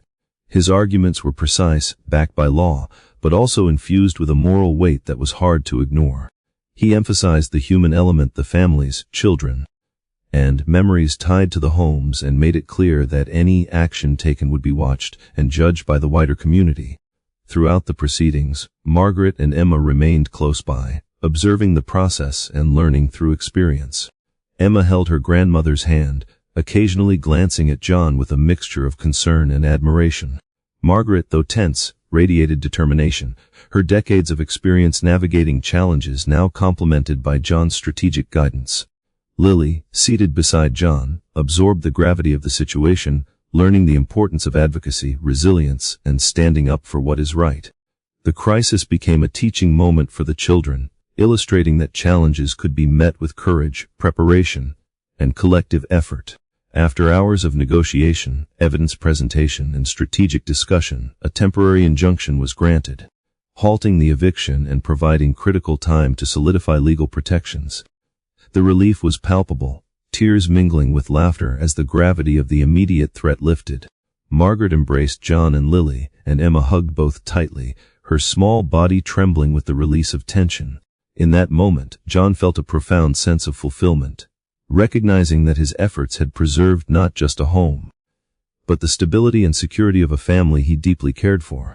In the days following the crisis, John continued to work closely with the community, ensuring that longer-term protections were in place. The experience reinforced the importance of vigilance, collaboration, and empathy in safeguarding vulnerable populations. For Lily, Emma, and Margaret, the ordeal had been challenging but also formative, strengthening their bonds, resilience, and understanding of collective responsibility. John observed that through shared adversity, the family had grown closer, their relationships deepened by trust, cooperation, and mutual support. Reflecting on the events, John realized that the crisis had altered his perception of purpose and responsibility. Professional accomplishments and personal success, while significant, could not compare to the fulfillment of protecting, guiding, and nurturing those he loved. The experience reinforced his commitment to being present for Lily and to fostering a chosen family built on care, trust, and shared values. John understood that life's most meaningful achievements were measured not by awards or wealth, but by the strength, safety, and happiness of the people whose lives we touch. As night fell over the city, John sat on the porch of Margaret's house, Lily and Emma beside him, Margaret in her rocking chair nearby. They shared a quiet moment, watching the city lights and the stars just beginning to emerge. John reflected on the crisis, grateful for the resilience, courage, and unity that had carried them through. He knew that challenges would come again, as life was rarely without trials, but he also knew that together, they could face anything. The bonds forged through love, empathy, and shared struggle had created a family that was stronger, more connected, and capable of enduring hardship. In that moment, John understood that this chosen family himself, Lily, Emma, and Margaret, was not defined by circumstance, biology, or convenience, but by commitment, care, and the willingness to face life's challenges together. The crisis had tested them, but it had also revealed the depth of their connection, the strength of their resilience, and the power of love as a guiding force. John knew that this experience would remain a cornerstone of their shared history, a testament to what could be achieved when hearts, minds, and efforts united in purpose, protection, and unwavering care. It was mid-April when John noticed that Lily had become quieter than usual during one of their evening phone calls. Normally animated and eager to recount the details of her day, she now spoke in clipped sentences, pausing frequently as if weighing each word. John's intuition told him that something was troubling her at school, and he gently probed. "Lily, you sound a little off today. Did something happen at school?" Lily hesitated, then whispered, "Some kids, they were being mean to me." John's heart sank. He had hoped that reconnecting with her and building confidence had protected her from these kinds of challenges. But he also knew that life was full of social tests, and part of his role was to help her navigate them with grace, courage, and resilience. The next evening, John invited Lily to sit down with him in the living room after dinner. He created a safe, calm environment, free from distractions, to encourage open conversation. "I want you to tell me everything, Lily," he said softly. "You don't have to leave anything out. Whatever is happening, we'll figure it out together." Slowly, Lily recounted the situation. A group of classmates had been teasing her during recess, calling her names, and excluding her from a game she usually enjoyed. She described feeling small, embarrassed, and unsure of how to respond. John listened intently, nodding occasionally, absorbing every detail while ensuring she felt heard and supported. Once Lily had shared the full story, John acknowledged her feelings. "I understand, Lily. That sounds really tough, and it's completely normal to feel hurt or frustrated in this situation." He emphasized that her emotions were valid, and that being upset didn't make her weak, it made her human. Then he began guiding her through practical steps to address the problem. "We need to think about what you can do to handle this," he said. "There are a few ways to approach it, and we'll choose the one that feels right for you. Sometimes speaking up works, sometimes getting help from an adult helps, and sometimes finding ways to redirect your energy is the best approach." John suggested role-playing exercises to help Lily practice responding to teasing and exclusion. He modeled polite but firm ways to assert herself. "You can say, 'I don't like it when you say that. Please stop.' Or, 'I'd like to play too. You can't leave me out.'" Lily repeated the phrases, initially hesitating, then gradually gaining confidence in her voice. John praised her efforts, emphasizing that learning to stand up for herself took courage, and that her feelings, ideas, and presence mattered. Over several sessions, they practiced various scenarios, from casual teasing to more persistent bullying, reinforcing both assertiveness and emotional regulation. In addition to verbal strategies, John helped Lily develop emotional coping techniques. They discussed deep breathing, visualization, and self-talk to manage anxiety and fear when situations arose. "When you feel nervous or upset," John explained, "take a deep breath, count to 5, and remind yourself that you are strong, you are capable, and you deserve respect." Lily began to use these techniques during recess, and John monitored her progress through conversations after school, offering encouragement and refining strategies as needed. John also encouraged Lily to seek supportive friendships within her classroom. They discussed qualities of good friendness, honesty, empathy, and John helped Lily identify classmates who displayed those traits. He suggested small, intentional actions to build these relationships, offering help with schoolwork, sharing a snack, or inviting classmates to join games. By focusing on positive social interactions, Lily gradually found allies who appreciated her for who she was, which reinforced her sense of belonging and confidence. Emma played a critical role during this time as well. The two girls confided in each other, shared strategies for dealing with mean classmates, and practiced supportive affirmations. Emma's natural empathy and understanding helped Lily feel less alone, and John encouraged their collaborative problem-solving. He praised Lily for seeking advice from a friend, highlighting the importance of community, shared experiences, and learning from others' perspectives. Margaret, too, contributed guidance, teaching Lily the value of patience, listening, and evaluating situations before reacting emotionally. John balanced these lessons with reinforcement of Lily's personal strengths. He reminded her of past successes, creative achievements, and times when she had overcome challenges.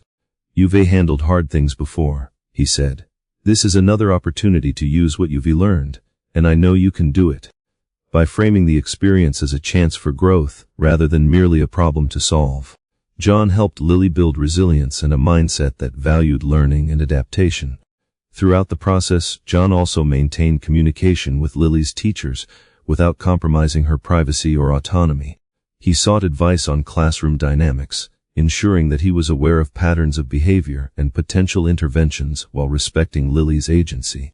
This approach allowed John to provide comprehensive support, addressing both the immediate social challenges and longer-term development of conflict resolution skills. In the weeks following their structured guidance, Lily's confidence visibly increased. She began speaking up during class, joining games, and asserting her presence among peers with greater ease. John noticed her laughter returning, a sign that the stress and fear had begun to diminish. When she shared moments of small victories, standing up to a teasing classmate or forming a new friendship, John celebrated with her, reinforcing the connection between effort, courage, and positive outcomes. By the end of the school term, John saw profound growth in Lily's ability to navigate social challenges. She had learned to assert herself respectfully, seek support when needed, and maintain composure in difficult situations. More importantly, she had internalized lessons about self-worth, empathy, and the value of community. The crisis that had initially unsettled her became an opportunity for skill building, confidence, and emotional resilience. John reflected on the journey and realized how much both he and Lily had grown. Guiding her through challenges had strengthened their bond, deepened his understanding of her emotional world, and taught him patience, empathy, and the importance of consistent presence. He recognized that parenting was not about solving every problem immediately, but about equipping children with the tools, confidence, and moral grounding to face challenges independently. Lily's growth was a testament to her strength, their collaborative effort, and the supportive network of Emma and Margaret, who had helped create a foundation of guidance, care, and trust. By navigating these challenges together, John, Lily, Emma, and Margaret solidified their chosen family unit. The experiences reinforced the values of empathy, resilience, and mutual support, showing that even difficult situations could strengthen bonds when approached with patience, understanding, and love. John understood that life would continue to present challenges, but he felt confident that Lily was now equipped to face them with courage, and that their family could face anything together, grounded in trust, guidance, and the enduring power of connection. As the weeks passed, John Miller noticed that Lily was thriving in some ways but struggling to maintain balance. Between school responsibilities, extracurricular activities, friendships, and their ongoing involvement in the neighborhood with Emma and Margaret, her schedule was becoming increasingly complex. John realized that while it was important for Lily to explore and engage in various aspects of life, she also needed guidance to manage her time, prioritize commitments, and maintain her emotional well-being. He recognized that this phase of her development required both practical support and emotional coaching to ensure she could flourish without feeling overwhelmed. One Saturday morning, John invited Lily to sit down with him over breakfast. "I've noticed you've been really busy lately," he said gently. "There's so much you re-involved in, and I want to make sure you feeling good about everything you redoing. Let's figure out a way to balance it all." Lily listened quietly, nodding, and admitted that sometimes she felt stressed when homework piled up or when she had to decide between spending time with friends, practicing ballet, or helping Emma and Margaret with small community projects. John smiled reassuringly, emphasizing that feeling conflicted or stressed was natural, and that learning to manage priorities was a skill everyone developed over time. Together, they began mapping out a weekly plan that included time for schoolwork, hobbies, social interactions, and community activities. John helped Lily identify which tasks were most urgent, which activities could be flexible, and how to carve out personal downtime to rest and reflect. He introduced simple tools like a color-coded calendar and sticky notes for daily goals to make scheduling visible and tangible. Lily immediately saw the benefit, feeling more in control and less anxious about her responsibilities. John reminded her that balance wasn't about doing everything perfectly, but about ensuring each part of her life received attention and care without sacrificing her well-being. In addition to scheduling, John emphasized the importance of self-awareness and emotional check-ins. He encouraged Lily to pause during her day, even briefly, to reflect on how she felt, what activities energized her, and which ones drained her. He taught her to recognize signs of fatigue, frustration, or stress, and to communicate these feelings openly. "When you notice how you're feeling," he explained, You can make choices that protect your energy and help you focus on what matters most. It's okay to step back sometimes and take care of yourself. Lily gradually began practicing these reflections, learning to assess her needs and adjust her activities accordingly. John also guided Lily in navigating her friendships in conjunction with her commitments. He observed that while she had developed confidence in asserting herself, balancing multiple social interactions could create conflict or stress. Together, they discussed ways to manage expectations, communicate boundaries, and prioritize relationships based on trust, respect, and mutual support. John reinforced that friendships required effort, but also that it was healthy to set limits and ensure her own needs were met. Through role-playing scenarios and reflective conversations, Lily learned strategies to address misunderstandings, negotiate social expectations, and maintain positive connections while safeguarding her personal time.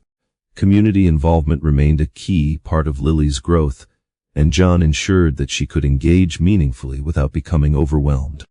They reviewed upcoming neighborhood activities, from small cleanups to volunteer events, and determined which ones were manageable given her schoolwork and personal commitments. John emphasized that quality mattered more than quantity, showing up consistently, helping thoughtfully, and reflecting on experiences was far more valuable than attempting to do everything at once. Lily began to approach community work with purpose and mindfulness, understanding that her contributions could make a real difference without exhausting her emotionally or physically. John also introduced the concept of goal setting in multiple areas of her life. They created short-term and long-term goals for academics, friendships, hobbies, and community engagement. John helped Lily define achievable steps, celebrate progress, and adjust plans as needed. Goals aren't about perfection, he reminded her. They're about growth, learning, and understanding what matters to you. By tying her daily activities to broader goals, Lily found meaning in her tasks, increased motivation, and a sense of agency in shaping her own life. Emma remained an essential support throughout this process. She and Lily often collaborated on community projects, practiced homework together, and provided mutual encouragement. John observed that Emma's peer perspective offered Lily a relatable model for balancing commitments and managing social interactions. The girls shared strategies, reminded each other of deadlines, and celebrated small successes, strengthening both their friendship and their ability to navigate responsibilities. Margaret's presence continued to reinforce the lessons John taught, offering wisdom, reassurance, and guidance, particularly when challenges arose. John also integrated reflective discussions after each significant experience, helping Lily evaluate her actions, interactions, and choices. Whether navigating a tricky social situation, completing a challenging school project, or participating in a community activity, John encouraged her to consider what went well, what could be improved, and how she felt during the process. These reflections fostered critical thinking, emotional intelligence, and self-awareness, allowing Lily to internalize lessons and apply them in future situations. John emphasized that mistakes were opportunities for learning, not reasons for self-criticism, cultivating resilience and a growth mindset in his daughter. Balancing school, friendships, and community involvement also required John to model healthy habits himself. He demonstrated effective time management, prioritization, and emotional regulation in his own activities, showing Lily that adults, too, navigated competing responsibilities. By observing him, Lily learned practical skills like planning, delegation, and stress management, as well as the importance of maintaining balance between work, family, and personal well-being. John's consistency reinforced the idea that balance was not a theoretical concept, but a lived practice, requiring attention, reflection, and adjustment. Over time, Lily's confidence in managing her responsibilities grew significantly. She approached schoolwork with focus, managed friendships thoughtfully, and engaged in community activities with enthusiasm and mindfulness. John celebrated these achievements with her, highlighting the skills she had developed, the progress she had made, and the resilience she had demonstrated. He reinforced that balance was an ongoing practice, not a final destination, and that learning to navigate competing priorities was an essential life skill. The chosen family unit of John, Lily, Emma, and Margaret continued to thrive through this process. Shared activities, collaborative problem-solving, and mutual support strengthened their bonds and reinforced the importance of care, trust, and accountability. John observed that Lily's growth was not only academic and social but also emotional and moral. She had developed a sense of responsibility, self-awareness, and empathy. Understanding that her actions affected others and that thoughtful participation in her community was both meaningful and fulfilling. By integrating practical strategies, reflective conversations, and consistent guidance, John helped Lily develop a holistic approach to life. She learned to prioritize, manage stress, communicate effectively, and engage thoughtfully with her friends and community. These skills would serve her well beyond the immediate challenges of school and childhood, providing a foundation for resilience, empathy, and effective decision-making in adolescence and adulthood. John felt a deep sense of fulfillment witnessing her growth, understanding that the effort, patience, and love invested in guiding her were shaping a confident, capable, and compassionate young person. Through this journey, John also reflected on his own development as a father and mentor. He realized that guiding Lily to balance school, friendships, and community involvement had strengthened his own capacity for patience, empathy, and thoughtful decision-making. He recognized the importance of modeling these behaviors, offering support without overstepping, and celebrating growth in both small and large moments. Together John, Lily, Emma, and Margaret had created a framework for navigating life's challenges, a chosen family grounded in trust, guidance, love, and shared purpose. It was a crisp autumn afternoon when John Miller noticed a change in Lily's demeanor. She had returned from school unusually quiet, her steps slow and hesitant, and her eyes distant. Over breakfast, John gently asked how her day had gone, and after several moments of hesitation, Lily admitted that she was facing a dilemma at school. A group of classmates had found a way to access the answers to an upcoming math test online. They had invited her to use the answers, assuring her it was just for fun, and that no one would get caught. Lily was torn. She knew it was wrong, but she also didn't want to be ostracized or lose the limited social standing she had built among her peers. John listened carefully, recognizing immediately that this situation was not just about academics, but about morality, peer pressure, and her developing sense of integrity. John took a deep breath, appreciating the gravity of the moment. He realized this was an opportunity to help Lily navigate a real-world moral challenge in a way that would strengthen her character and confidence. He began by acknowledging the difficulty of the situation. "Lily," he said softly, "I understand why this is hard. You're being asked to do something that goes against what you know is right. And that's scary. It's normal to feel pressure from friends, but it's also important to listen to your own values." Lily nodded, her expression conflicted, showing both fear of repercussions and a desire to act with integrity. Instead of giving a direct answer, John asked her to consider the consequences of each choice. "Let's think this through together," he suggested. "What might happen if you use the answers? What might happen if you don't? How would each option make you feel about yourself?" They talked about trust, honesty, and the long-term effects of decisions on relationships and self-respect. John encouraged Lily to articulate her feelings, allowing her to explore the dilemma from multiple angles. This conversation was the first step in helping her develop critical thinking and moral reasoning, skills that would serve her far beyond the classroom. John also emphasized the courage required to stand by one's principles. He shared a personal story from his own childhood, a moment when he had been tempted to take a shortcut and had chosen integrity instead. He described the initial fear and anxiety, but also the pride and confidence that followed from doing the right thing. "Sometimes doing the right thing is uncomfortable," John explained, "but it builds strength, trust, and respect. People notice when someone has the courage to make a tough, honest choice." Lily listened intently, absorbing both the story and the implicit lesson about character, bravery, and self-respect. To further prepare Lily, John role-played possible scenarios with her.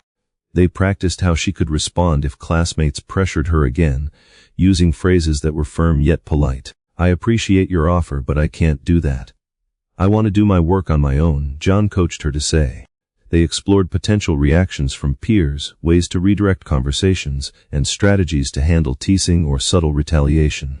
By rehearsing these scenarios, John equipped Lily with practical tools and confidence to face the situation with courage, reducing anxiety about peer responses and reinforcing her agency.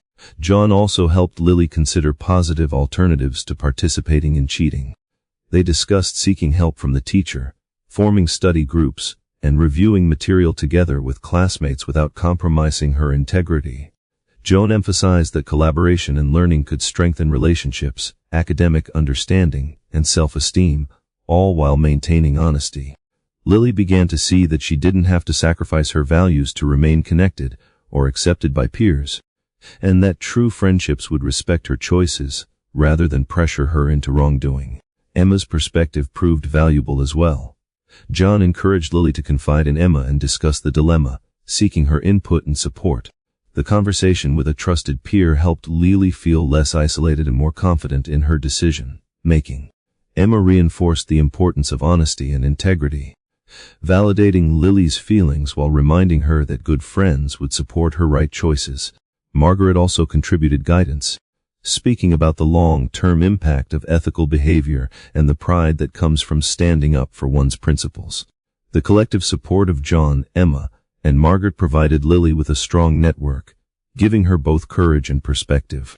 When the day of the test arrived, Lily felt nervous but prepared. John reminded her of their discussions, the scenarios they had rehearsed, and the values she had articulated. He encouraged her to focus on doing her best and to trust herself, reinforcing the connection between integrity and self-respect. Lily entered the classroom with a sense of determination, carrying the knowledge that she had considered her options carefully and chosen a path aligned with her principles. After the test, Lily recounted the experience to John. She had been approached by classmates, but she calmly declined and focused on her work. She reported that some peers were surprised, some were impressed, and a few tried to tease her, but she stood her ground with quiet confidence. John praised her actions, highlighting not only her courage but also her thoughtfulness and composure. "I'm proud of you, Lily," he said warmly. "You made a tough decision, and you did it with integrity and bravery. That matters far more than any grade." Lily beamed, feeling the weight of relief and accomplishment, recognizing that she had handled a moral challenge successfully. This experience also became a valuable teaching moment. John guided Lily in reflecting on what she had learned about herself, the importance of values, and the dynamics of peer influence. They discussed how ethical decisions could affect long-term relationships, trust, and self-confidence. And John encouraged Lily to consider how these lessons could apply in other aspects of life. By framing the incident as both a success and a learning opportunity, John helped Lily internalize principles that would guide her decision-making in the future. In the days that followed, Lily shared the story with Emma and Margaret. The conversation strengthened their bonds, as Emma and Margaret celebrated her courage and reinforced the importance of supporting each other in difficult situations. John observed the interactions with pride, noting that the chosen family dynamic built on trust, guidance, and shared values had equipped Lily with the tools to navigate complex social and moral challenges. Through this experience, John reflected on the broader lessons of parenting and mentorship. Guiding Lily through a moral dilemma had strengthened not only her character, but also their relationship. It reinforced the importance of open communication, active listening, ethical reasoning, and emotional support. John understood that life would continue to present challenges, but he felt confident that Lily now possessed the skills, resilience, and guidance necessary to face them with courage and integrity. By the end of the week, the moral dilemma had become a point of pride and growth. Lily demonstrated increased confidence in her judgment, greater independence in decision-making, and a deeper understanding of the importance of values in guiding behavior. John felt a profound sense of fulfillment, recognizing that the time, patience, and thoughtful guidance invested in helping Lily navigate this challenge had fostered maturity, trust, and character that would serve her throughout life. By early spring, John Miller realized that Lily had grown not only in confidence but in a sense of responsibility and empathy. She had navigated school challenges, moral dilemmas, and friendships with increasing skill, and John felt that she was ready to engage in a larger-scale project, one that would connect her growing abilities to the broader community. He proposed a small neighborhood initiative that would allow Lily to take a leadership role, organizing a community garden and educational project that could benefit both residents and local schoolchildren. The idea was met with excitement from Lily, who was eager to contribute meaningfully while exercising her organizational and social skills. John began by guiding Lily through the planning stages. They sat at the kitchen table with notebooks, pens, and a large calendar, breaking down the project into achievable steps. John encouraged Lily to identify objectives, consider resources, and anticipate potential challenges. Leadership isn't about telling people what to do, he explained. It's about guiding, listening, and helping everyone work together to reach a goal.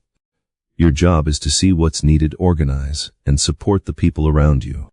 Lily absorbed these instructions eagerly, scribbling notes and asking thoughtful questions. She wanted to understand not only what had to be done, but why each step mattered. One of the first steps was to engage the community. John coached Lily on how to approach neighbors, explain the project, and invite participation. They practiced clear, polite communication, emphasizing both the benefits of the project and the importance of collective effort. Lily approached residents with a combination of enthusiasm and humility, explaining that the garden would provide fresh produce, beautify the area, and offer learning opportunities for younger children. John observed how she spoke with sincerity and confidence, and he felt a sense of pride at how well she conveyed her vision. As volunteers began to gather, John emphasized teamwork and inclusivity. He taught Lily to recognize each participant's strengths and to assign responsibilities in ways that respected abilities and interests. A good leader notices what each person can contribute and helps them shine, he said. Lily quickly learned to listen to ideas, mediate disagreements, and encourage quieter participants to share their thoughts. John watched as she navigated small conflicts, sometimes stepping back to observe and other times intervening gently to guide discussion. These were practical lessons in leadership, negotiation, and empathy, all grounded in the real-world stakes of the project. The garden project also included an educational component. John encouraged Lily to organize mini workshops for younger children, teaching them how to plant seeds, care for vegetables, and understand where their food comes from. John and Margaret assisted, providing guidance on instructional techniques and age-appropriate explanations, but Lily took the lead, demonstrating patience, clarity, and enthusiasm. She discovered that leadership involved not only giving instructions but also inspiring participation, fostering curiosity, and recognizing effort. Seeing children respond positively to her guidance reinforced her confidence and sense of accomplishment. Throughout the project, John highlighted the importance of reflection and learning from experience. At the end of each day, he and Lily discussed what went well, what could be improved, and how she felt about her leadership decisions. Leadership isn't perfect, John reminded her. It's about learning, adjusting, and helping people feel valued and included. Lily internalized this approach, becoming increasingly thoughtful in her decisions, aware of the impact of her actions on others, and confident in her ability to navigate complex social dynamics. Emma played a supportive role throughout the project, assisting Lily with younger participants and helping maintain morale among volunteers. John encouraged collaboration between the two girls, highlighting the importance of teamwork and shared responsibility. Margaret offered oversight and encouragement, ensuring that both safety and educational objectives were met. Together, the group formed a cohesive unit, each person contributing uniquely while fostering an atmosphere of respect, learning, and mutual support. John also used the project as an opportunity to teach Lily practical skills beyond leadership and communication. They discussed budgeting for supplies, scheduling workdays, and coordinating tasks with multiple participants. Lily learned how to plan, prioritize, and problem-solve in real time, skills that would be invaluable in both academic and personal contexts. John emphasized that leadership required foresight and adaptability, and he praised Lily whenever she demonstrated initiative or made thoughtful decisions independently. As the garden began to take shape, so too did Lily's understanding of impact. She saw how careful planning, consistent effort, and collaborative problem-solving produced tangible results: thriving plants, smiling children, and engaged neighbors. John guided her in recognizing that leadership was about outcomes and relationships, not about authority or control. Lily took pride not only in the garden itself but in the process, the growth, learning, and shared experiences that had brought it to life. The project was not without challenges. Unpredictable weather, late arrivals, and occasional disagreements tested Lily's patience and problem-solving skills. John used each obstacle as a teaching moment, asking her to consider solutions, mediate conflicts, and adjust schedules when needed. He emphasized that resilience was an essential part of leadership, that setbacks were opportunities for learning, and that remaining calm and thoughtful in the face of difficulty earned respect and trust from others. Lily began to internalize these lessons, demonstrating increasing poise and confidence in managing the project. By the end of the project, the garden was flourishing, children had learned valuable lessons, and the neighborhood felt more connected and engaged. Lily had developed confidence, leadership skills, and a deeper understanding of empathy, responsibility, and community. John celebrated her achievements, highlighting not only the visible results, but also the personal growth she had demonstrated. "You led this project with heart, intelligence, and patience," he told her. "You listened, problem solved, and helped everyone feel included. That's true leadership, Lily." The experience also strengthened the chosen family dynamic between John, Lily, Emma, and Margaret. Working together on the project reinforced bonds of trust, collaboration, and mutual support.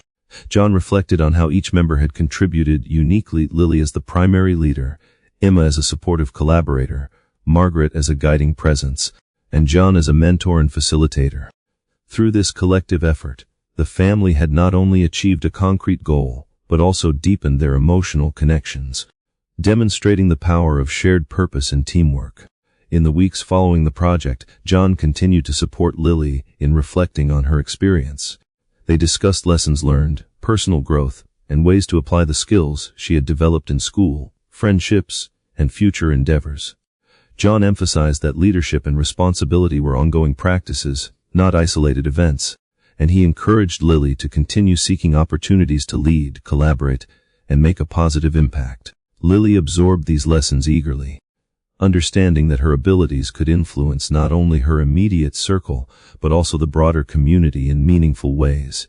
By mentoring Lily through this community leadership project, John had provided her with far more than a simple activity. He had helped her cultivate confidence, empathy, problem-solving skills, and moral judgment. He had shown her the value of listening, collaboration, and perseverance, and he had reinforced the principles of integrity and responsibility that had guided her development throughout their journey together.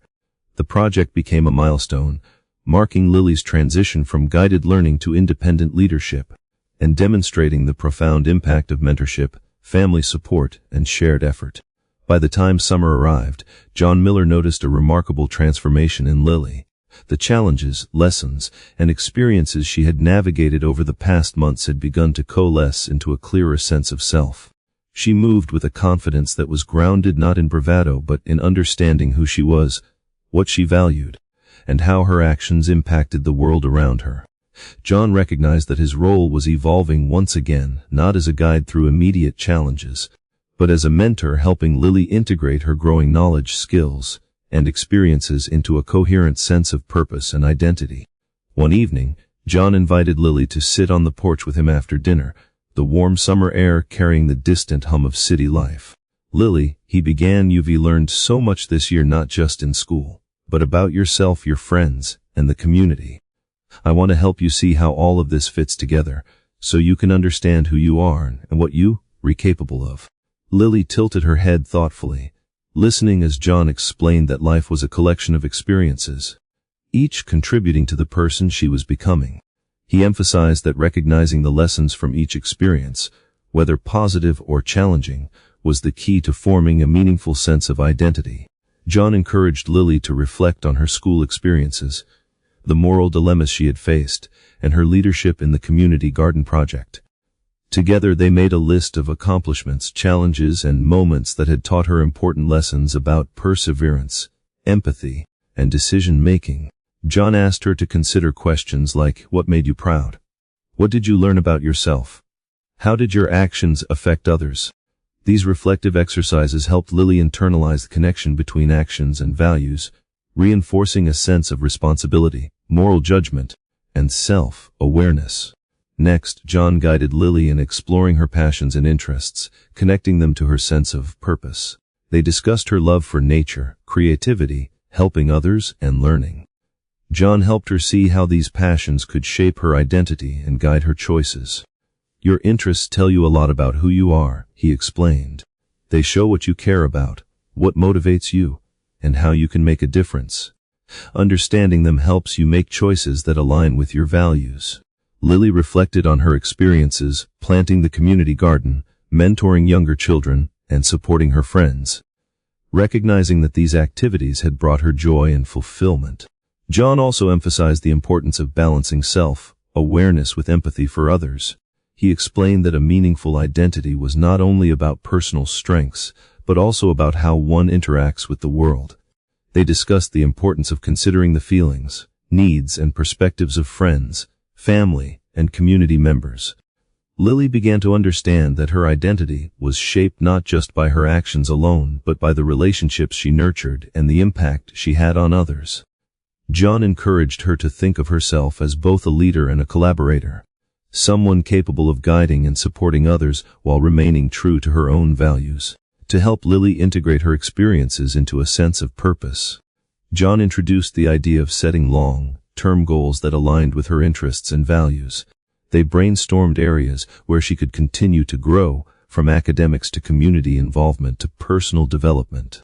John explained that goals were a way of channeling energy and focus toward meaningful outcomes, providing a roadmap for living in accordance with one's principles. Lily responded enthusiastically, identifying objectives that combined her interests in helping others, learning, and engaging with the community. John emphasized that goals were flexible and evolving, and that success was measured not just in achievements but in effort, growth, and alignment with personal values. John also encouraged Lily to document her reflections, achievements, and lessons learned in a journal. This exercise allowed her to track progress, reflect on decisions, and notice patterns in her growth. He explained that journaling could be a tool for understanding oneself, clarifying purpose, and making intentional choices. Lily embraced the practice, writing about challenges she had faced, moments of pride, interactions with friends, and experiences in the community. Over time, the journal became a tangible record of her evolving identity, helping her connect past experiences to future aspirations. Emma and Margaret continued to play a crucial role in this integration process. Emma provided a peer perspective, helping Lily see how her actions influenced others and reinforcing the positive impact of her choices. Margaret offered wisdom and perspective, helping Lily connect immediate experiences with broader life lessons. John encouraged collaboration with Emma, emphasizing teamwork, shared reflection, and mutual support. Together, the chosen family provided a comprehensive support network, reinforcing Lily's sense of self, purpose, and moral grounding. John also introduced reflective discussions about resilience and growth. They talked about challenges Lily had faced and the strategies she had used to overcome them. John asked her to consider how each experience had shaped her understanding of courage, integrity, and leadership. These conversations helped Lily recognize patterns in her behavior, strengths she could rely on, and areas for continued development. John emphasized that setbacks and mistakes were not failures but opportunities to learn and grow, reinforcing a healthy, adaptive approach to self-assessment and personal development. As Lily began to integrate these lessons, John encouraged her to apply them in practical contexts. They planned small projects and initiatives that allowed her to exercise leadership, empathy, and decision-making. This included mentoring younger children, organizing collaborative activities, and participating in neighborhood improvement efforts. John guided her in reflecting on each project, evaluating what she had learned, and considering how to transfer those lessons to other areas of life. Through these experiences, Lily connected abstract concepts like responsibility, integrity, and empathy to concrete actions, solidifying her understanding of her own values and purpose. By the end of the summer, John observed a remarkable transformation. Lily approached challenges with thoughtfulness and confidence, made decisions grounded in her values, and demonstrated empathy and leadership in her interactions with peers and community members. She had developed a cohesive sense of self, understanding her strengths, passions, and the ways she could positively influence the world around her. John felt a deep sense of fulfillment, recognizing that his mentorship had helped her integrate a year of growth into a lasting sense of identity and purpose.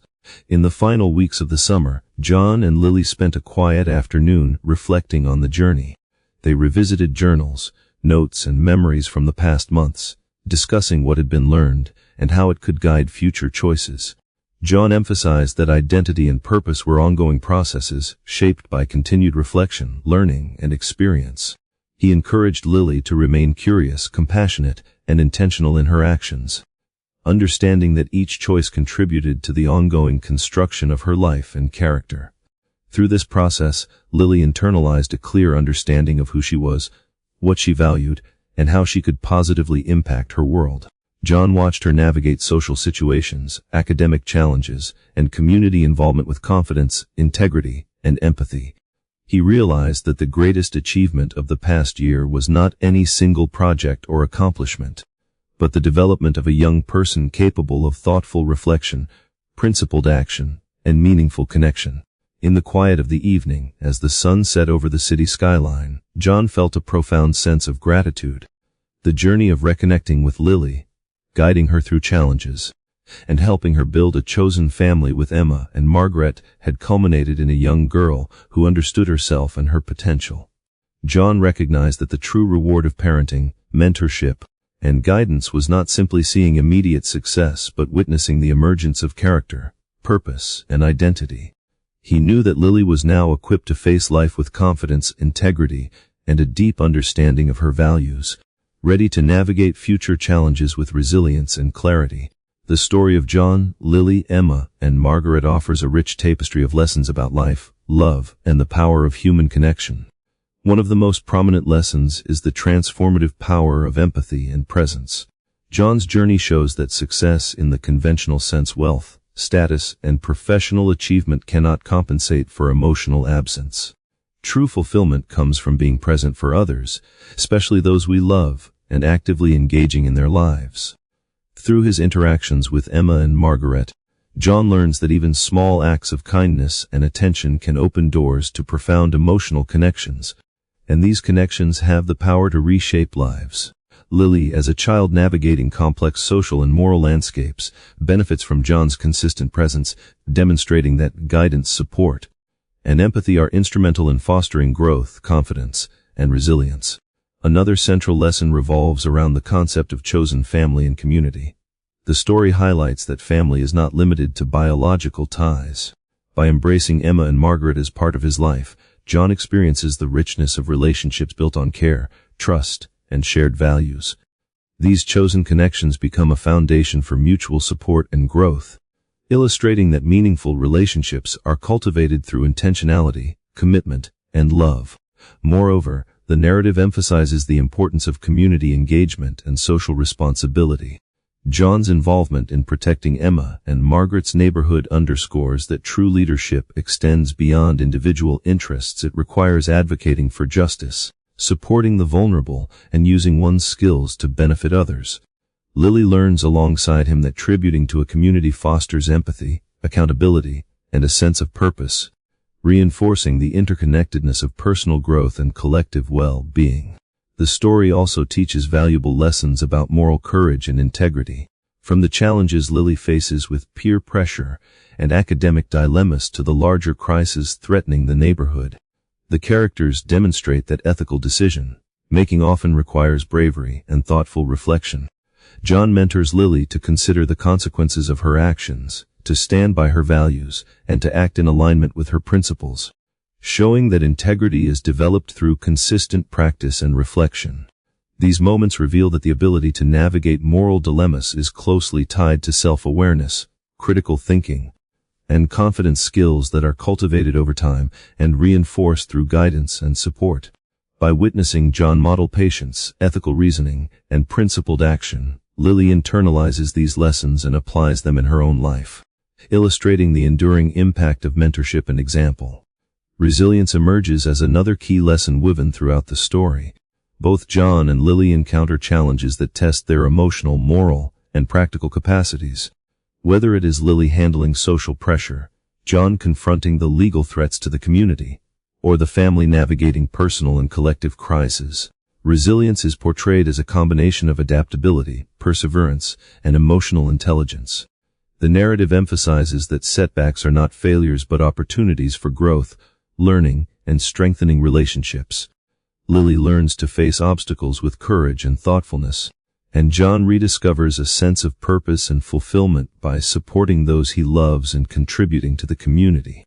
Together, their journey illustrates that resilience is cultivated through support networks, reflective practice, and the willingness to act in alignment with one's values despite uncertainty or adversity. Finally, the story underscores the importance of integrating experiences into a coherent sense of identity and purpose. Through mentorship, reflection, and shared experiences, Lily develops a deep understanding of who she is, what she values, and how she can contribute to the world around her. John's guidance emphasizes that identity and purpose are not static. They are built through deliberate reflection, ethical choices, and the cumulative impact of personal and relational experiences. By combining personal growth, community involvement, moral courage, and strong relational bonds, Lily cultivates a sense of direction and confidence that will serve her throughout her life. John's own transformation reinforces the idea that purpose is found not in external achievements alone, but in cultivating meaningful connections, nurturing growth in others, and aligning actions with core values. In conclusion, the story teaches that life's most meaningful lessons are found in connection, empathy, integrity, resilience, and purposeful action. Through the intertwined journeys of John, Lily, Emma, and Margaret, readers are reminded that love and guidance can transform lives, that chosen family and community are sources of strength, and that ethical living and moral courage provide the foundation for a fulfilling life. The narrative encourages reflection on personal priorities, the value of intentional relationships, and the transformative power of being fully present in the lives of those we care about, demonstrating that true fulfillment arises from the combination of connection, purpose, and principled action. If you find this video helpful, don't forget to hit like, subscribe to the channel, and turn on the notification bell so you won't miss upcoming videos. If you have any suggestions or questions, feel free to leave a comment below. I'd really love to hear your feedback. Thank you for watching until the end.